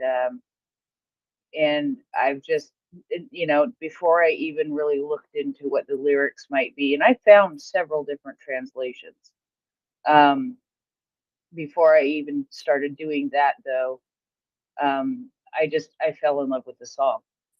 But I want to, because it's very short. The version that I found was very, very short. So I would like to read them to you if that's okay, just to get your impression of it. If that is that okay, Ferlain? Yeah, I think you were saying the first verse and the chorus. That's what's usually that's what's usually being sent. The guys ask the national anthem, and I decided that since I'm doing it, I should do that. Since they have the time to read it, also I should do the full one. But usually we do. Yeah, we sang the first verse, which you're gonna be reading right now, and the chorus twice. This is how it usually goes. In 95% of the cases. So it's first verse, chorus, and then just melody. Okay, so I just want to read this because it is a lot different, I think, in some ways. It probably has the same message in the long run. Okay, here we go. Ukraine's glory has not yet died, nor her freedom. Upon us, my young brothers, fate shall yet smile. Our enemies will perish like dew in the morning sun, and we too shall rule, brothers, in our own land. Souls and bodies will lay down, all for our freedom, and we will show that we brothers are the Cossack nation. So that's the translation that I found, which is different in a lot of ways from what you sang and what you shared.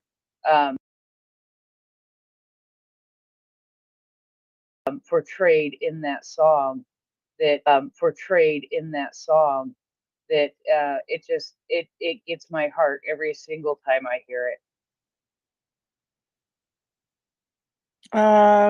It's not very much different. It's just the one that I shared is rhymed, so you can actually like see the rhymes, but they try to preserve the meaning as well. It's the first and the second paragraph, like yeah, if you open the tweet, it's almost, I would say it's 80% the same. But the difference is, I can hear the differences. It's just because the interpreter, whoever did the translation, made it rhymed like a poetic tribute. But yeah, it's the one. Very cool. Thank you so much. Every now and then there have been occasions that when I co-host in the American evenings where I've read that out, and it's always had a big impact on people. And I appreciate seeing this longer translation too. I saved it in the same document where I have the lyrics that I found on the web that seem to fit very well. So I appreciate you, Ferlain, for so much that you do. I've seen your tweets lately about why it's important to keep donating to the to help the Ukrainian army, and they've been rather moving and very important. So you do such good work. I just want to say thank you so much.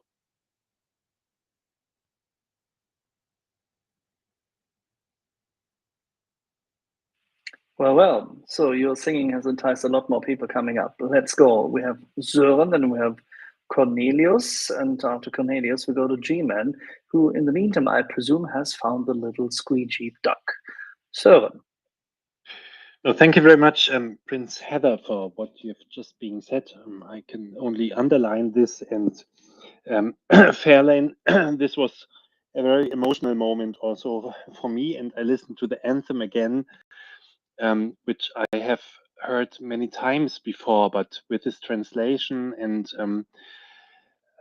I just thought about how actual this is, when you read through the lines of this anthem, and when you then think about what Ukrainians think while singing this anthem, it is so actual and is so referring to the actual situation Ukraine is in. And it gives so much hope, and it gives also so much reference to the history of Ukraine. And this is just amazing. So it's such an important document at the moment, and not just a protocol, which is being undertaken while state visits or so. It's much more the emotions Ukrainians show while singing this anthem, while burying heroes of Ukraine, and this is everyone who is fighting for this country at the moment. And in other situations, is so much more understandable when you think about it again, and when you reflect the text of this anthem. And thank you, Ferlain, for performing this in such a nice manner. on this space. I have never heard it from you in any other space. Also, for me, it was the first time here to hear it from you. Obviously, you did it before somewhere else, but for me, it was a very nice experience some minutes ago. I haven't. Um, I have never done okay, on sorry, then I spaces. misunderstood it. Sorry. No, she Then was. What we even said is more, she was singing. She was congratulations for always this. singing at the end. She was always singing at the end of the spaces when we did the handover. We had sometimes 12, 14, 15-hour spaces, and they were about to break. We had to hand over to the North American host phone, and then in the last, say, 1 or 2 minutes prior to the turndown, prior to us ending the space, we always did a little countdown, This and is often very enough she nice. sang. This is great, and I didn't get it. And this reminds me of Deutschlandfunk, which sends the German national anthem and the European anthem every day on 24 hour midnight, and which is very nice. I would like to add one thing, and this is just we should think about the special time in which we are now, and this is Ukraine is preparing for Orthodox Easter also now, right? For us in Western Europe and Central Europe, it's over already, but Ukraine is preparing for the Orthodox Easter, which is upcoming now this weekend. And this is a very special time in Ukraine. And I'm now traveling through countryside in Ukraine right now. And for me, I'm looking at everything now, of course, with more open eyes than ever before. And I made some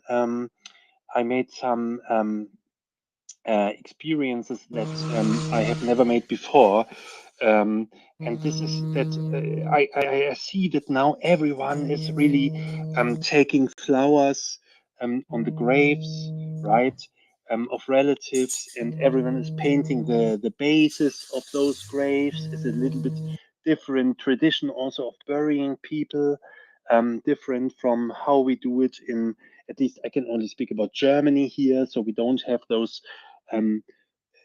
bases, those fundaments for graves, right? We do it right in the soil, but here they do it with a real fundament, right, of concrete or of marmor, of some other valuable material, and then they paint it here. And I spoke to some people every year before Easter. They are doing this. So this is not a coincidence now, right? Just this year only. They are doing this because of the end of this Passion time and the upcoming Easter and the resurrection of the Lord, right? And they are also doing this at home. They are painting the walls of their houses. They are fundament, let's say. People are painting now. They're cleaning the windows, of course. And at the same time, you also see now in spring that the fields are being tilled and the sows are bringing out on the fields. And this is such a time of looking into the future, right? And the future developments. And it comes at the same time when we are, and everyone is aware here, of course, also of the upcoming counteroffensive, and it comes together. And I don't know if this is more practiced or celebrated now than before, but there is a special mood in the country at the moment that I can feel. Everyone is looking forward to something, and it comes together, the political and the traditional and the historical and the faithful, let's say, like this things.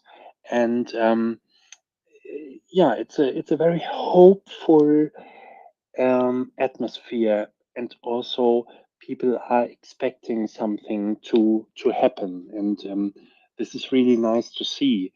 And I see that there's not much, there's not such thing like despair or so fluctuating in the air, but rather the opposite.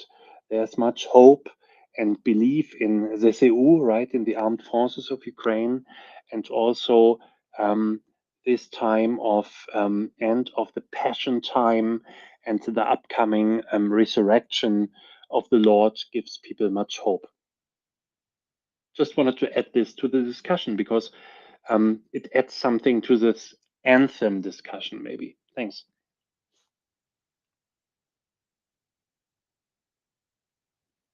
Fair enough. I think we can let it stand as it is. Well said, Zoran. G-Man, how's the squeegee? Yeah, it's well, it's fine. It's a duck, but hey. Thank you, Ferlain, for singing that beautiful song at my request. I have been listening to that anthem a lot recently, and I watched a little while back on Netflix they have a documentary of the Maidan, and it rings out throughout that footage.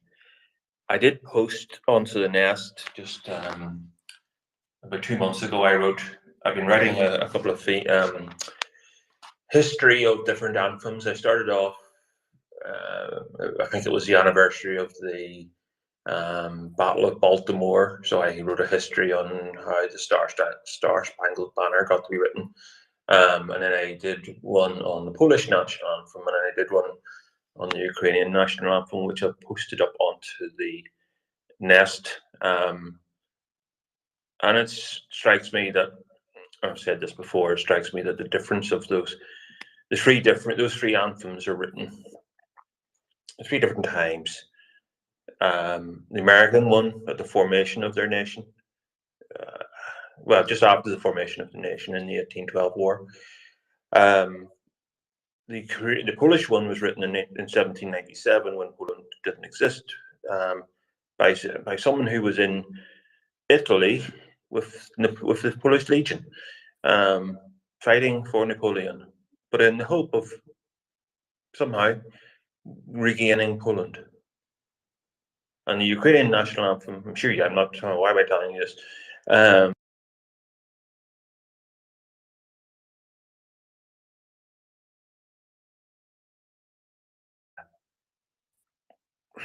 Was a nation, but was under the domination of the same colonial power that is seeking to dominate now.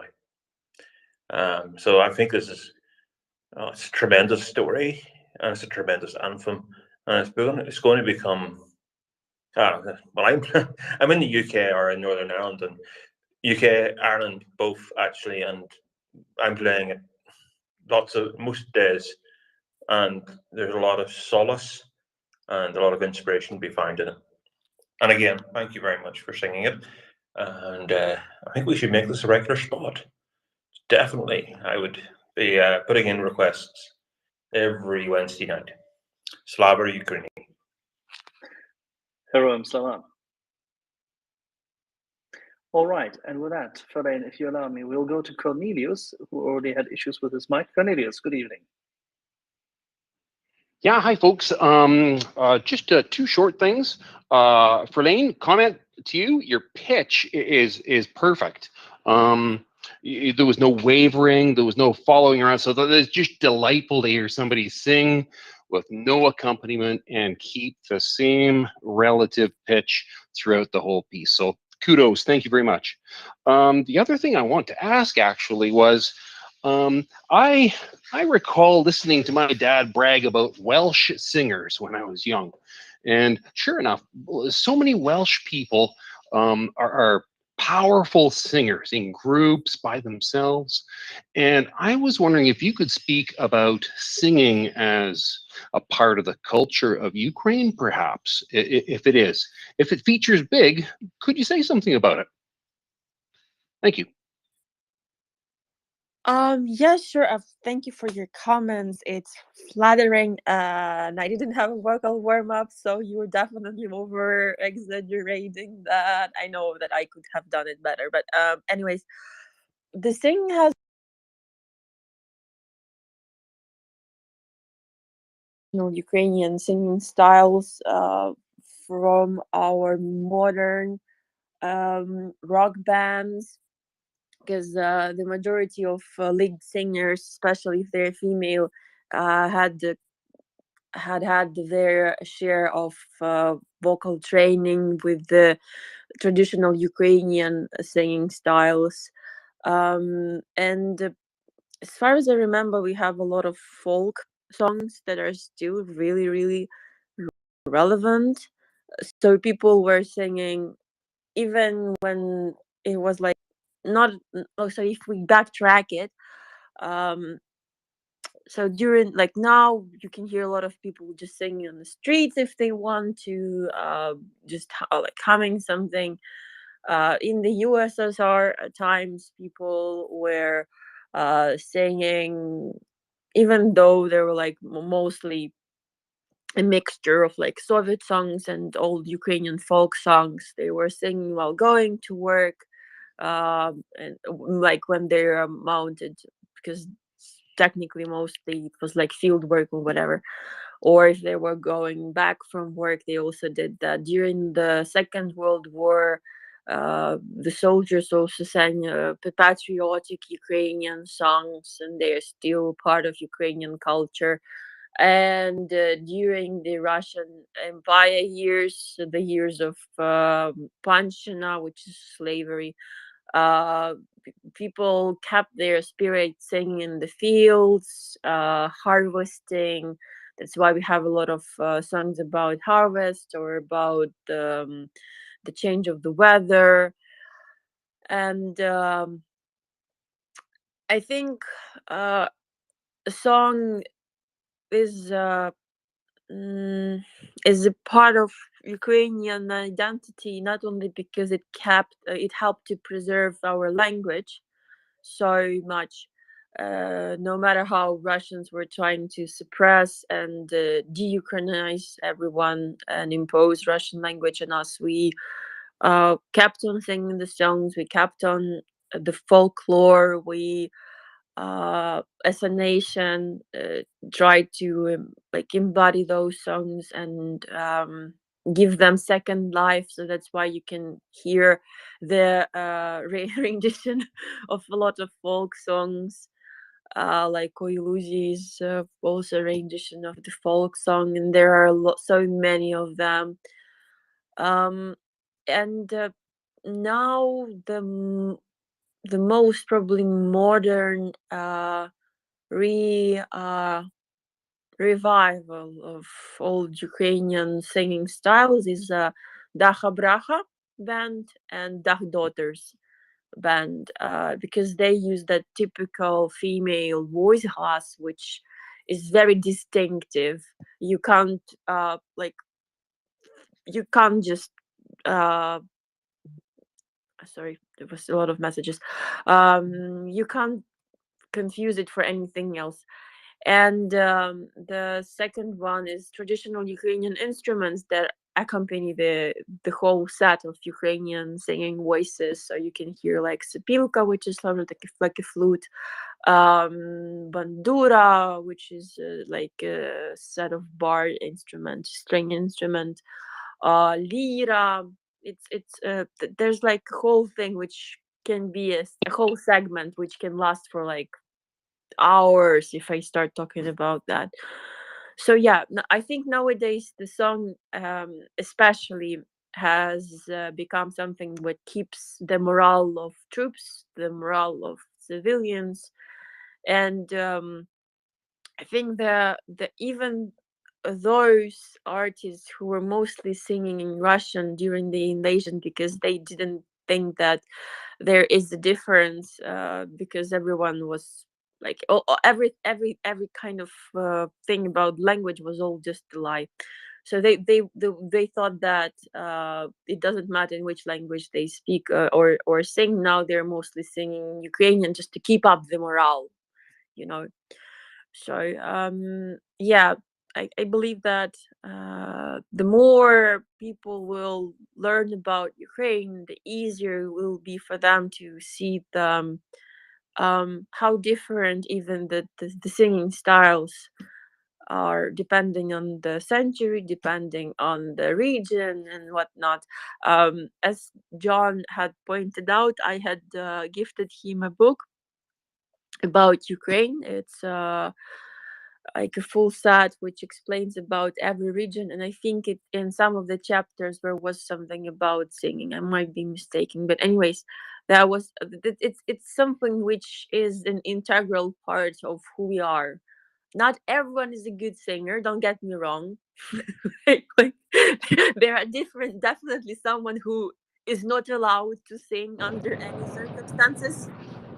But anyways, yes, it's such a great question you've asked, like, because I like when you are living within this society, you don't, well, the majority just does not appreciate this part of the heritage, right? Because you feel that it's something given, and the more you live and the more people are pointing out this, you start to cherish it more. So yeah, I kind of strongly recommend to listen to Daha Bracha. They sometimes have their tours in US as well, and the hard keys female singer, she also has this traditional folk voice, but she uses it for a rock band. And the third one is Onuka. It's Onuka. She has a very techno modern slash folk mixture. It's like a fusion, which you definitely will like.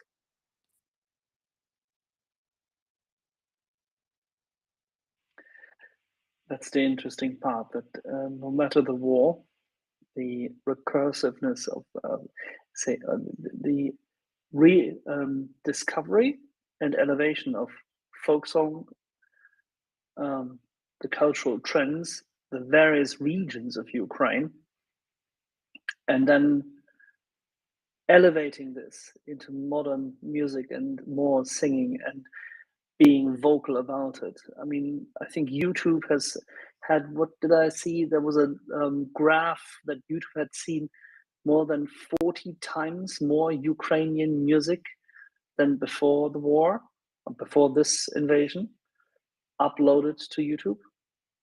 That is not insignificant.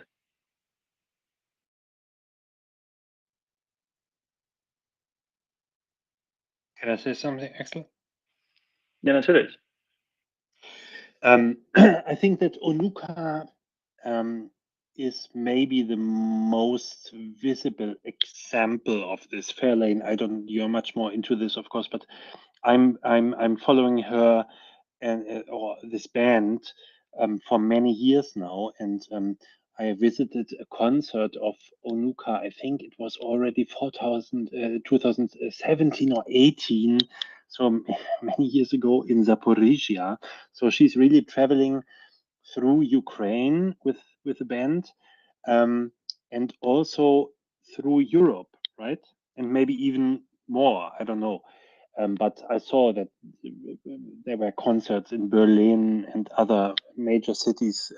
So she's really, with her band, kind of an ambassador of this style, right?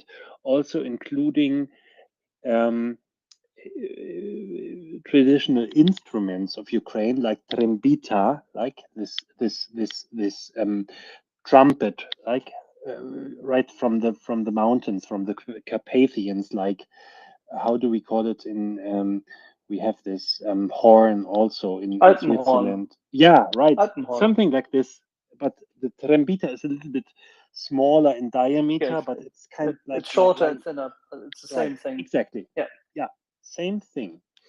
And they are featuring this and giving a stage for the world also to see this. And this is really, really very nice. And of course, this shitty war situation accelerates all this. And maybe this is one of the few good points that the world is learning about Ukrainian culture and Ukrainian heritage. And Quartal 95 and Zelensky series are being translated into English and streamed on Netflix, and many more other bands are being incorporated, as you just said, also on international networks like I don't know, I'm using Apple Music, yeah, on my iPhone, and I just for fun uh, searched for ZSU, right?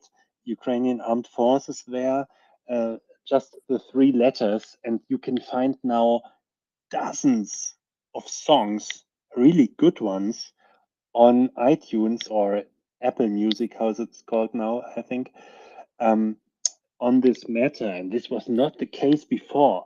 So this is a really good development, and of course very bad that it's related to this Russian war of aggression. But it will help a lot um, for the world to understand Ukraine better, and for the world um, to getting connected to Ukrainian language and to Ukrainian history and culture, and making the experience of separating it from Russia, right? Because before it was all mixed up, which was never true, but simply the knowledge about this was lacking. And this is very helpful. Just wanted to say this. All right. Ferlain, do you have anything to add to this? I mean, I suppose we are at the stage where a lot of people are fed up that we're being compared to Russia, or that we've been a part of. We've never accepted that fate. Always trying to preserve our national identity, and now, like, especially now, it's very important to show who we are, what can we bring to the world, what have we already brought to the world, but now you never realize that, like, that was our heritage, or that was something that Ukrainians produced and we're proud of. And I remember a lot of people were saying that the foreigners right now have like really let's say, like, speed it up educational curve, like trying to understand what was happening in Ukraine for centuries in couple of years or even months. So I can only commend you on that. And yes, I'm pretty sure by the end of it all, anyone will be able to, recognize what is what.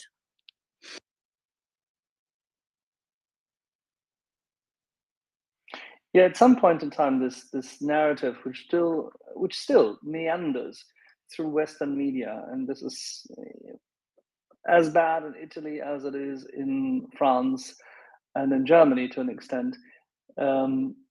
This constant narrative of the cousins or brothers, depending on which language you're in, that is insidious. It is completely insane. It is more like essentially the stolen young girl and the ruthless invader, because that is what Ukraine is in relation to Moskva. But actually, this is Russian.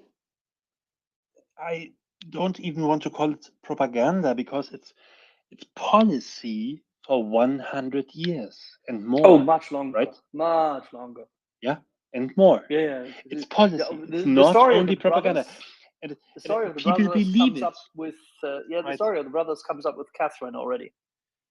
Yeah, and because of this is ongoing for generations, it also, unfortunately, very unfortunately, needs a long time. I don't want to say many generations. I don't hope so, but a long time to change it. And that's for me, at least, a helpful explanation why it's going so slowly. Yeah, it's just a hint for myself, not to be desperate. Um, because I come from Eastern Europe. Sorry, from Eastern Germany. Said it many times before in the space, and things are very slow there. No matter what indicator you look for, being it political, elections, social, income, whatever, you will always see until today the former border between Western and Eastern Germany. So it takes long to change things. But anyways, we were talking Maybe we about should stop calling Eastern Germany because it is the former Soviet occupied zone, you're because that of explains the course very cultural right. difference. Yeah, you're very right. And even in what was just being said by Ferlan, even in Ukraine, this is of course still the case. If I might be allowed to say so, as a not Ukrainian, don't want to interfere. But the arc, the big arc in Kiev, is still standing. This ugly thing, the silver bow, you know, at the banks of beautiful Dnipro River. It's still standing, and this was a this was a Russian narrative, brother nations, right? Connected by the arc. Maybe you know this bow. It's like a rainbow, but it's only in silver, right? And under this arc, this monumental monument, there were some figures, some groups of figures, also put there by the Russians, and they were only dismantled, I think, 1 year ago or so. So not a very long time ago. Yes. So even after Maidan revolution, revolution of dignity, these figures have not been dismantled immediately. So this is a process, step by step, ongoing, and also partly understandable because you need to take people with you, right?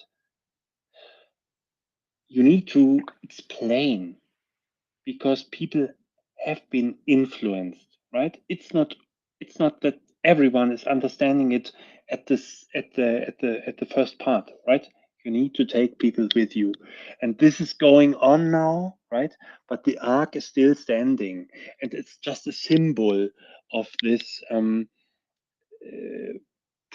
process taking a long time, and also of the symbol of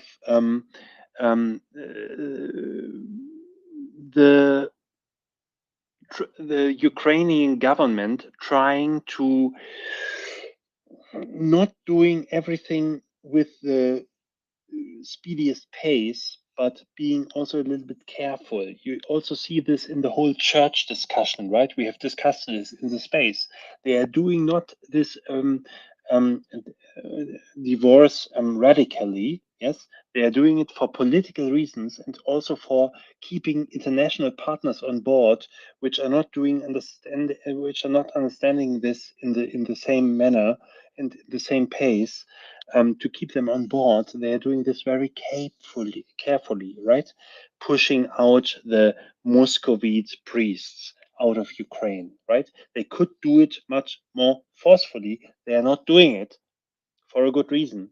And that's also the same case why they are not tearing down this arc, which is called in Ukraine, by the way, also the yoke, I think, in English, which points Yeah, it very is a much yoke. more. It's more. It is a Very yoke. much more in There's the no question direction. about It it. is a yoke, and it's still standing, and it's still a landmark of Kiev, unfortunately. Verlaine, what say you about the Ark and what should be done with it, and when? And B, how happy are you that the cloister, the monastery, is finally free of the Stalin refounded observation institute under religious disguise? Well, it's a question with a question. Let's start with the first one. So the arc of the alleged non-existent at this point friendship, it's still there. It has a crack in the arc. It's it was it's been debated since 2014 what should be done with that arc. The majority are down for like removing, dismantling, destroying, I don't know, molding it into something, throwing it out of the window, joking. We definitely will remove it, but it's gonna take some operational cost, and I believe that we have some other priorities rather than wasting. Like it should be removed. Everyone understands it, but it's on the place, on the spot where you had to do like too many calculations and too many people need to be involved, and it's gonna be costly. So come on, it's gonna be costly, come like on, especially come after on. they have erected that glass bridge. Yeah, There's exactly. You know what there's the funny thing is? The Russians could just have a stray missile hit it, and the job's done. yeah, but Seriously. Russia, like if Russian do that when there's no Ukrainians there, do that. That's their money. They still waste them in the air. Like Ferlain, Nobody's I don't listening. mind. Nobody's listening. Talk to David. I mean, they Talk tried. to David Brookfield. Axel, do David you can I say remember? something? Axel, do you remember? They tried once. They missed. If you remember how the bridge was I do almost remember. yeah, so they tried. They missed. Anyways, They missed, and it's fully intact, and you can walk over this bridge, right? And they did no, it no, no, no. after They missed. They Kerch. missed the arc. They were targeting the arc, but they missed. Now I get it. I'm Now not. it all makes sense. Okay. Yeah, I know. Like I've been on the bridge in 2 days after the anyways. So the arc is still there, but it will be long gone. There were some reconstruction drafts which I've seen. They want to reinstate one of the fountains, the original fountain. So before it was erected, there was a fountain with an elephant, and it looked extremely cute. I don't know why they decided to put that, as we say in Ukrainian, odoroblo. But anyways, they will do something with that. No one right now is actually, like, we have other priorities, you know. And the thing with the Kievo-Pecherska Lavra monastery, it's like we're finally free of KGBs right in the heart of Kiev, because those monks, I don't think that the majority of them were either like on Ukrainian side or on the religious side. I think they all were recruited by the KGB at some point, and they were living there for ages. And that monastery, so here's the thing. As a part of my master's degree, I had a course on like Ukrainian, the history of Ukrainian language, the history of Ukrainian literature, basically the old manuscripts and scrolls and whatnot. So there are historians who have discovered and who had dedicated their whole life for the research of the old monks, who were the only ones who were literate, who could write, and all of that. And like it can be tracked up to like year 1040 and earlier. And the guys who actually who were actually in the beginning of the instatement of the caves and Kievo-Pecherska Lavra were like 1000% Ukrainian for Ukrainian Orthodox Church. So technically, all the debates and what's happening there, it's just once again another Russian scream of not being able to win and not being able to prevent. And they're just, like to кажуть, жиру бісяться. They're just trying to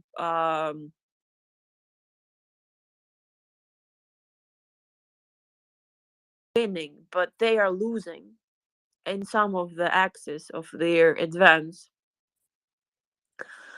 And since they see that they have lost this battle, the war is yet to be won, but this battle has been lost by them. They're still trying to preserve some sort of control over the institution. It won't happen. I think at this point we've had enough. This year has changed us. We have been changed forever. And we will not tolerate anything like that, especially Russian agents within the heart of the city. Especially if you've been in Ukraine, you know what significance this holy grounds have, and for Ukrainians and for the religious people overall, it's both historical site and religious site.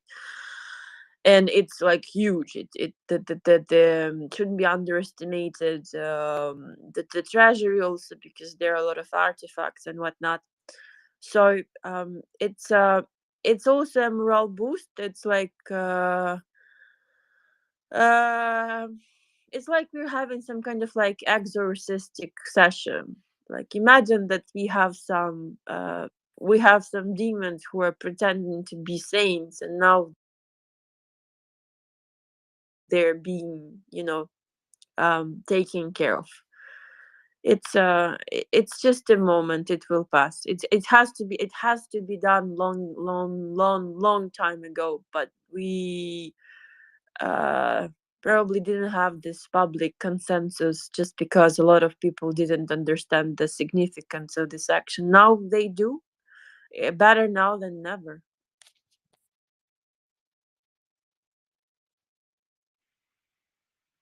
Can I say something? You may. Again, may I? Of course you can. Excellent. Hey, Very please. interesting. And let's Shoot. stay in this neighborhood of the ark, of the yoke, because this is a very interesting neighborhood. There's not just the yoke.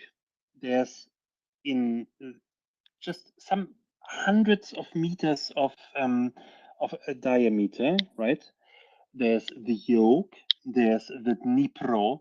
There's the most beautiful bridge over Dnipro, where thousands of pedestrians are walking over every day until today. There's the monument of Volodymyr the Great, one of the rulers of Kievan Rus. In the direct proximity of this, there is the glass bridge of which is related to by Ukrainians very often to Klitschko, the mayor of Kiev, right? And to the direct time post revolution of dignity, leading directly from the monument from Volodymyr the Great to this very Soviet ark. There's a Soviet cultural house directly related to it, and this all in the proximity of some square 100 meters only. So this is really, and there's also the golden domed monastery Saint Michael, where the Orthodox Church of Ukraine is has a residency now. So Epiphany, the metropolite, the good guys, as I call them. Yeah. So this is all just in 200 meters there. The center, let's say, where all this culminates. And that's why this is a very important place. And that's also why the Russians attacked this Ferlain. You said the ark. I would say they attacked the bridge, according to video footage. But I don't know. I Oh don't no, want you to counter misunderstood your me. argument. I don't want to counter your argument. Sorry, you misunderstood me completely. Sorry. I was saying that it was a joke. Okay. Axel said that. Sorry. No. Axel said Misunderstanding. that. Yeah. Axel just said that. I was explaining that it's really costly to remove it, and Axel said that Russian can help if they target, and I made a joke that they tried but they missed.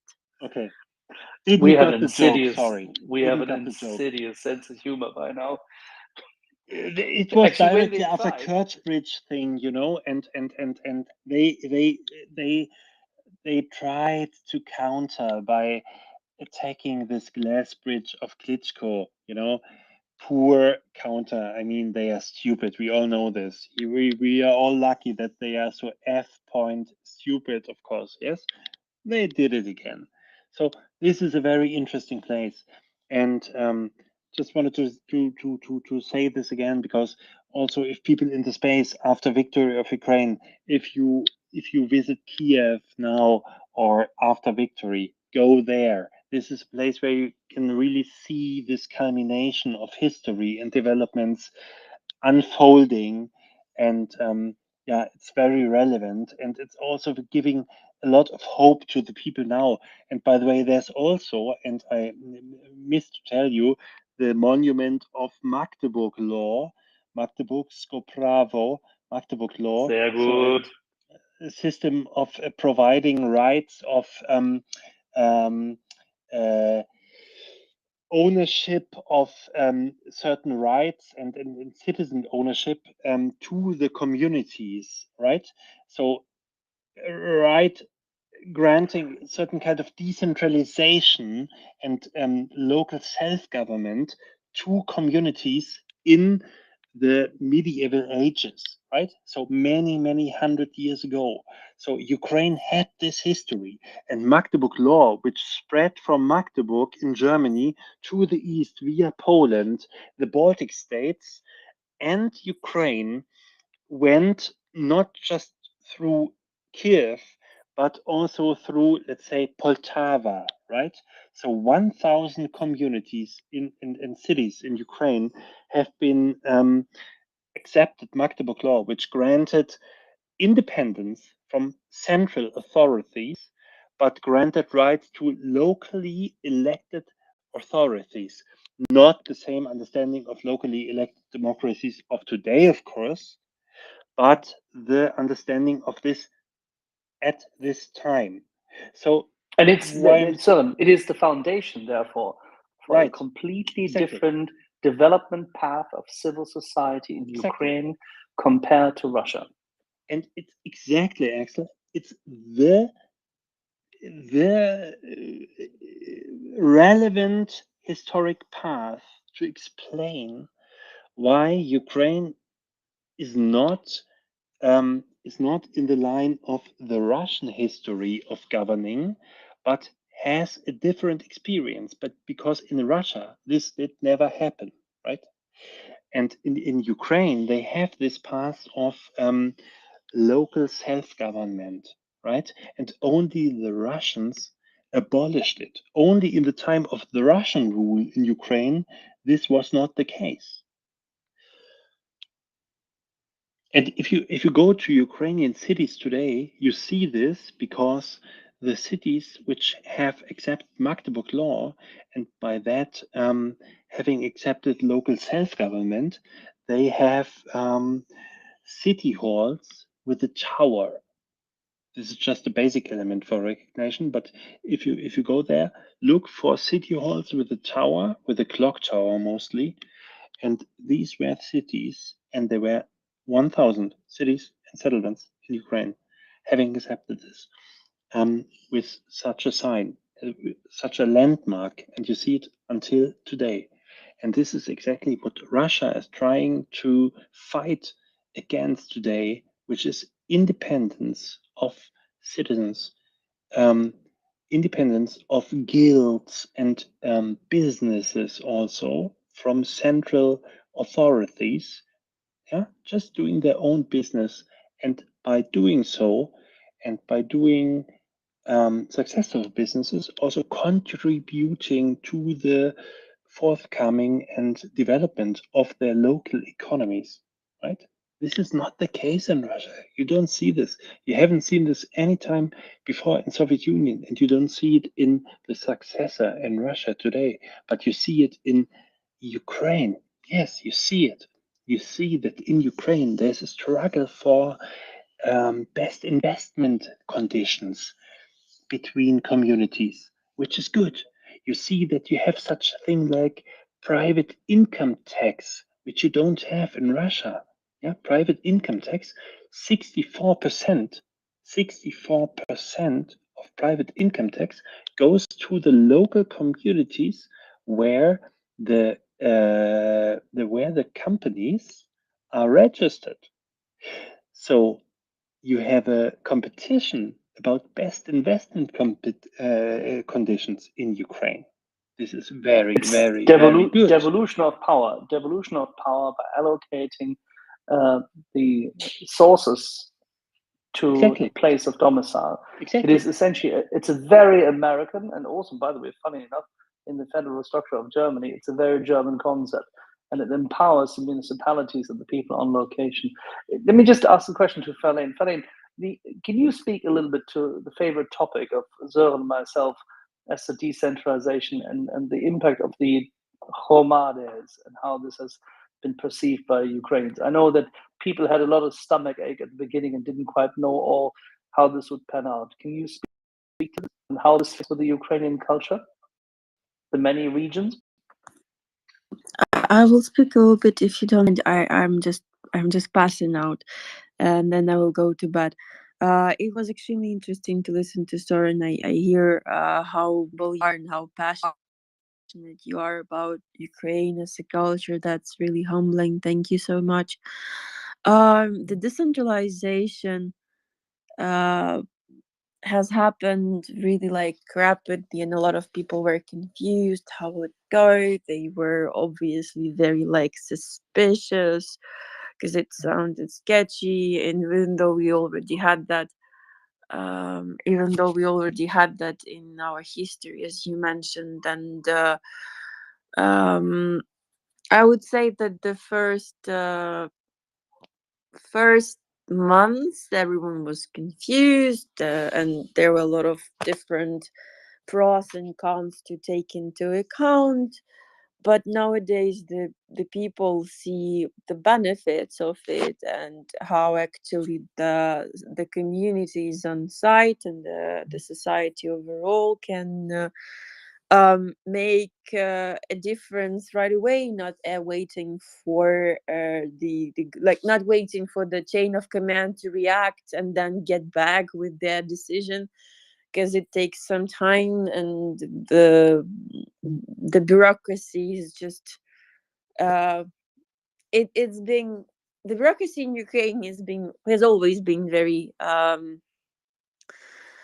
just let's say hectic, because you had to have thousands of stamps to finally reach to some point of like common agreement and whatnot.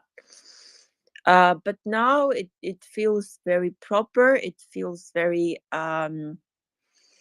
irrelevant, especially in the wartime, when we have the local region administrations making assessing their own risks, making decision, and then just informing. And it's more beneficial for Hromados, for the community, to actually interact with each other.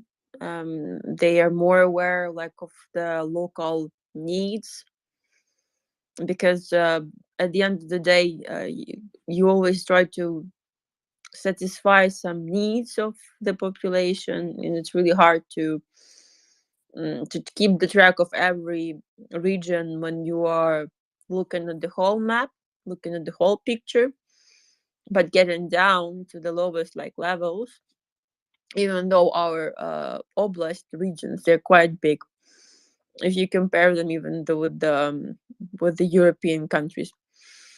So it makes perfect sense right now, since everyone is on board within the community, in terms of that we do need to keep following this path of decentralization.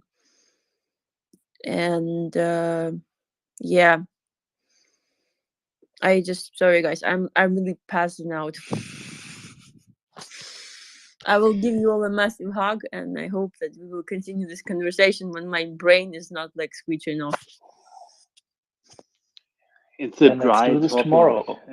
Also, it's a dry topic. And Ferlain, sorry for saying this from my side also, but thank you very much for your contributions today. It was amazing. And good night. Alrighty. Thank you very much, Ferlain. And with that, I'll hand it over to Alan. Ferlain, we'll see each other tomorrow, I presume. See you today. Oh yeah, of course. It's already midnight. I forgot. Good night, guys. Take care. Good night, Ferlain, and thank you. Thank you for singing the national anthem of Ukraine. Thank you for all your time. I'm just getting to know you here, and I cannot wait to get to know you better. I've heard so much about you. You are a legend. And I'll be here tomorrow with you again and with Axel. Meanwhile, as Axel says, it's after 12:30 in Kyiv. Get some well-deserved rest, and thank you very much. Folks, please do retweet this space. It's MriyaReport.org. We're here 24 hours.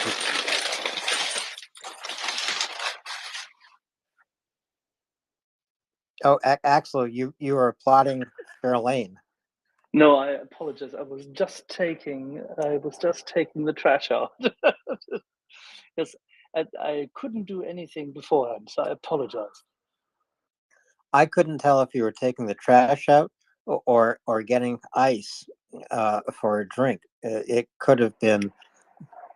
No, it's essentially an old, completely used up Grissini al Naturale San Andrea package, which makes a lot of noise. Alan. Yes. Can I say something? Yes, Soren. On the topic we have just discussed, because no one has raised hands. I'm just saying this, and on this, Ukraine has adopted with its parliament and ratified with the parliament the so-called European Charter of Local Self-Government. So the European Charter of Local Self-Government, ECLSG, is regulating what the standards, let's say, what should be regulated on the local level and on the national level. It's not regulating this, it's only regulating what it's being to be regulated on local level.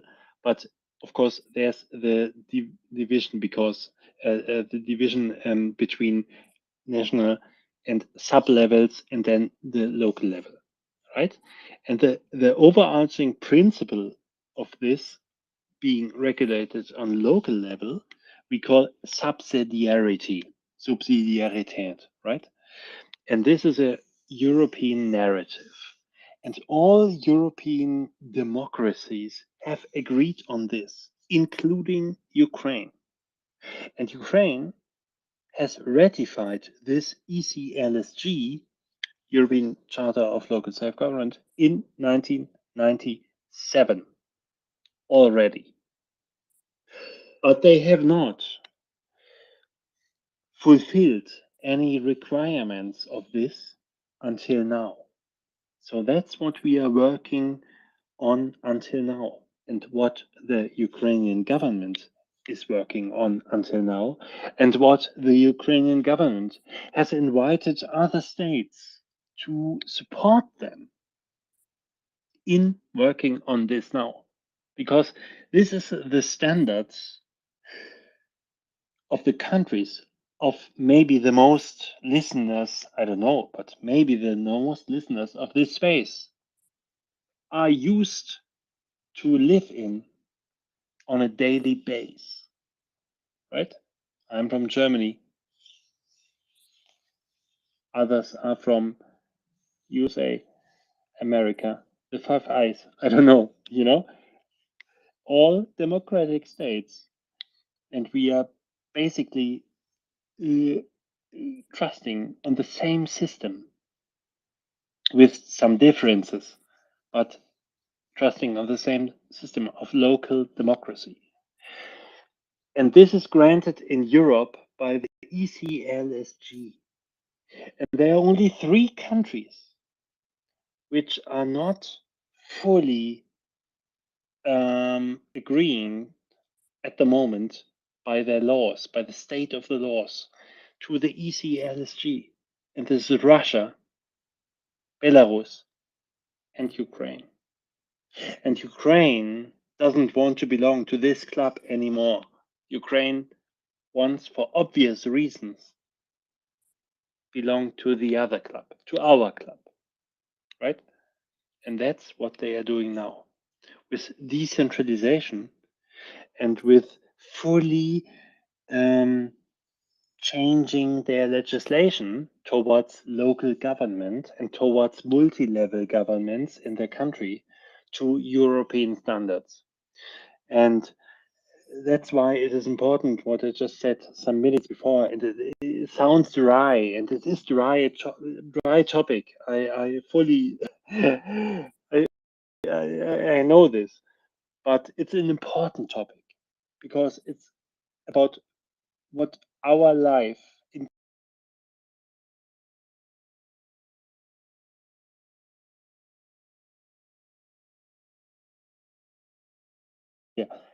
subsidiarity, and this